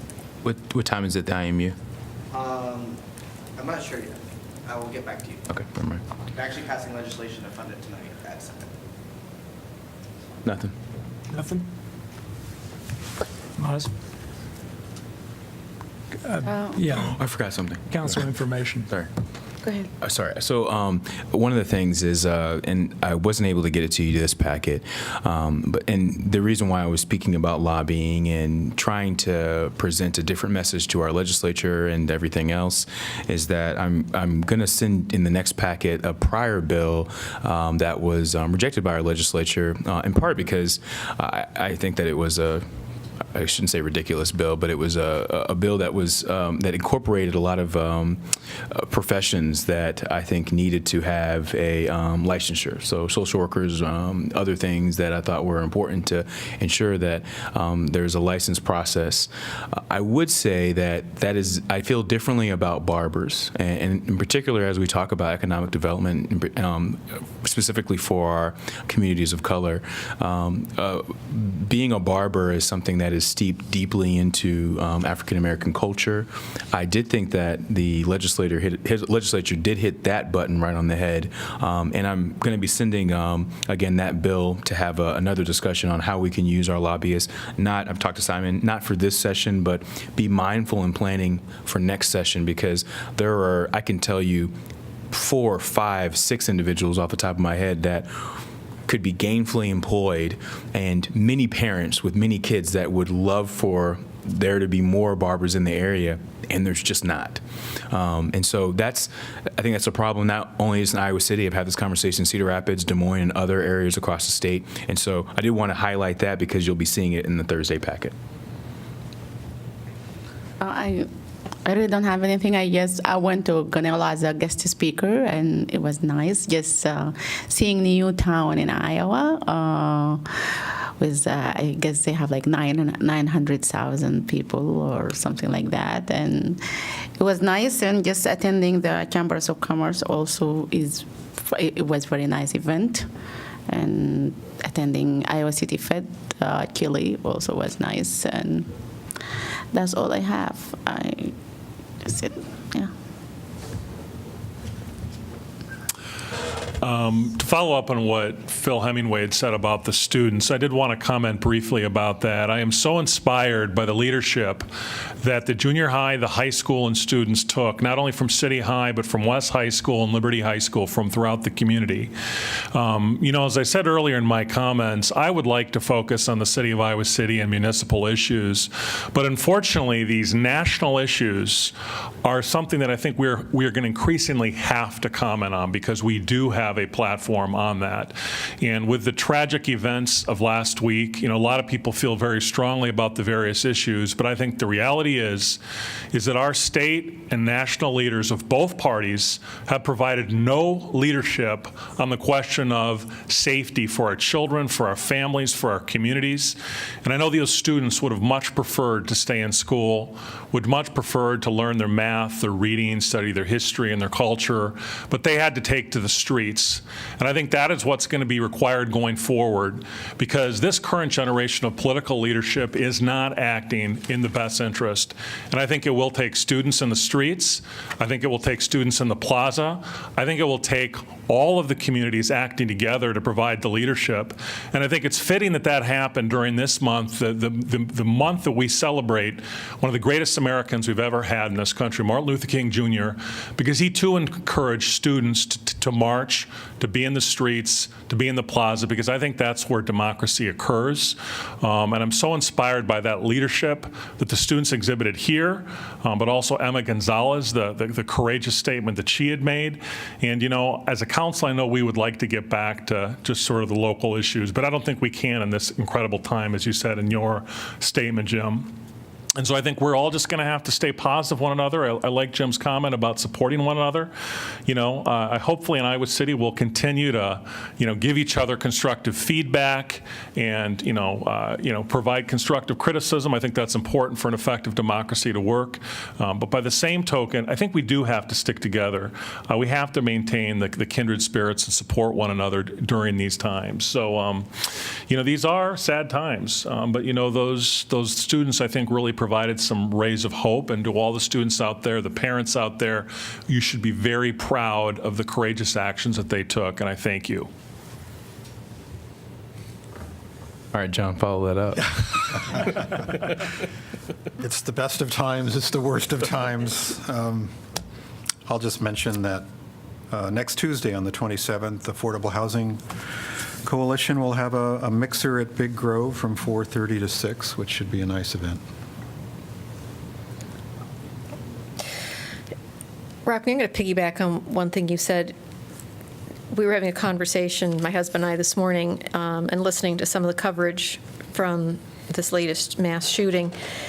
And the comment that one of us made was, it's going to take more than just the junior high and high school students. Mm-hmm. We need the college students. The college students are the ones that were the biggest protesters against the Vietnam War. They're the ones that really, it was built on their backs in terms of the major protests.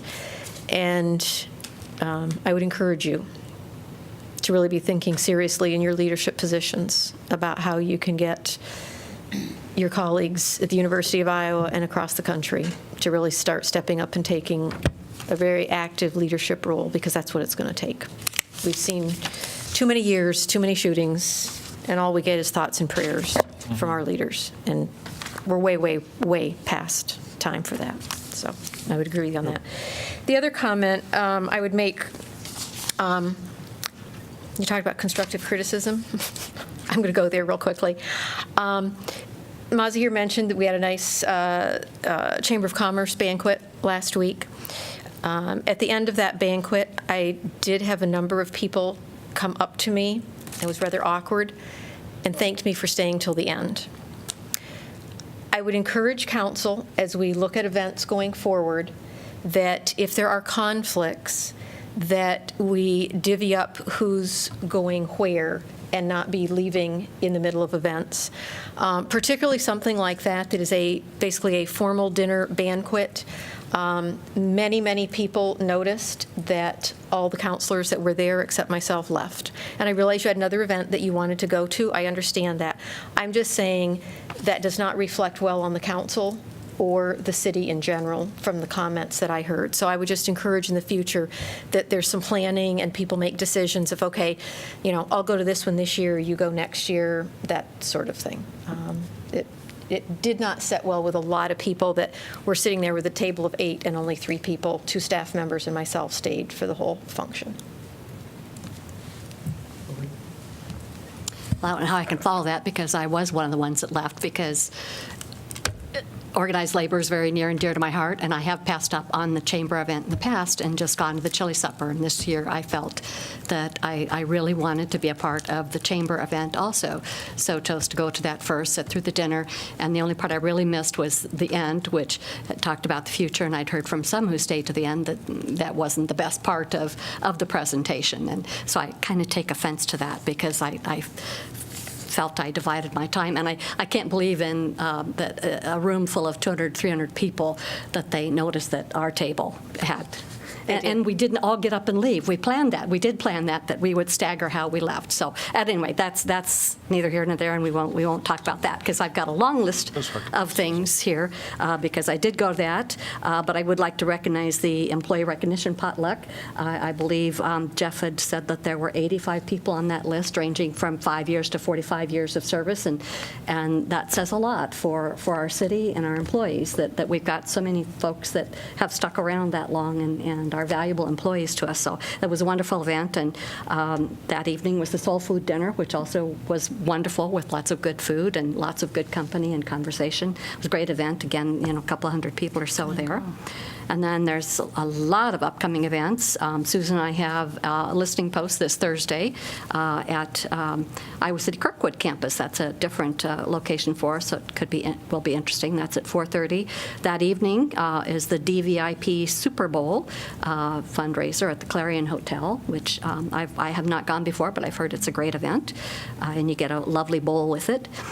Then this Saturday, the 24th, have to put a plug in there for the Iowa women's basketball team. It's their final home game of the season. They play Indiana, so folks should try to get out for that at 11 o'clock.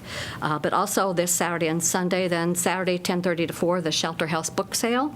And then Sunday, the 25th, noon to 4, that's at the Johnson County Fairgrounds, and that's always a great event. Lots of great books and good prices on that. John mentioned Tuesday, the 27th, the housing mixer, and I found it interesting in their invite for us. They mentioned that to come and celebrate the affordable housing progress that we've made in Iowa City, so it was good to see them recognizing that. Saturday, March 3rd, is the Crisis Center Pancake Breakfast from 7 a.m. to 1 p.m. at Our Redeemer Lutheran Church on Court Street. $6 adults, $3 children. That's always a great event, and looking forward to getting her invite. Usually we're invited. I haven't got one yet either. Yeah, it's still almost 2 weeks, a week and a half away, so she may not send out. We usually help serve or clear the tables and that, so I'm sure she'll be sending it out pretty soon. But otherwise, just go and volunteer to help when you get there. That's it. I'm terrible, Jim. One book, two book. I forgot to mention that during my impassionate speech. So February 23rd to 25th, check out the schedule, onebook2book.org. John Kenyon does a fantastic job. I'd love to go. It's going to be really great. So onebook2book.org Good this thing you weekend. remembered that. I did remember. I know. I'd have been kicked off the Kingsbury City and I of have Literature. done that at least twice now, and it's pretty fun to do. Yeah, okay. Yeah. So I think the businesses of our community are extremely important to Iowa City, and I think the labor unions and workers of our city are extremely important. And I'm very proud to have attended both events, and I was very disappointed about being compelled to divide my time. So that's what I would say about that. With regard to other events that I've attended, et cetera, in light of the time, I don't think I'm going to do that. Jeff? Nothing. Ashley? Eleanor? All right. So I think we could have a motion to adjourn. So moved. Second. Sorry, moved by who? I said to the work session. Yeah, to the work session, thank you. So So, moved. and you made the motion. To adjourn the Mazur. regular meeting. So moved by Botchway, seconded by Saleh. All in favor, say aye. Aye. Opposed? Motion carries.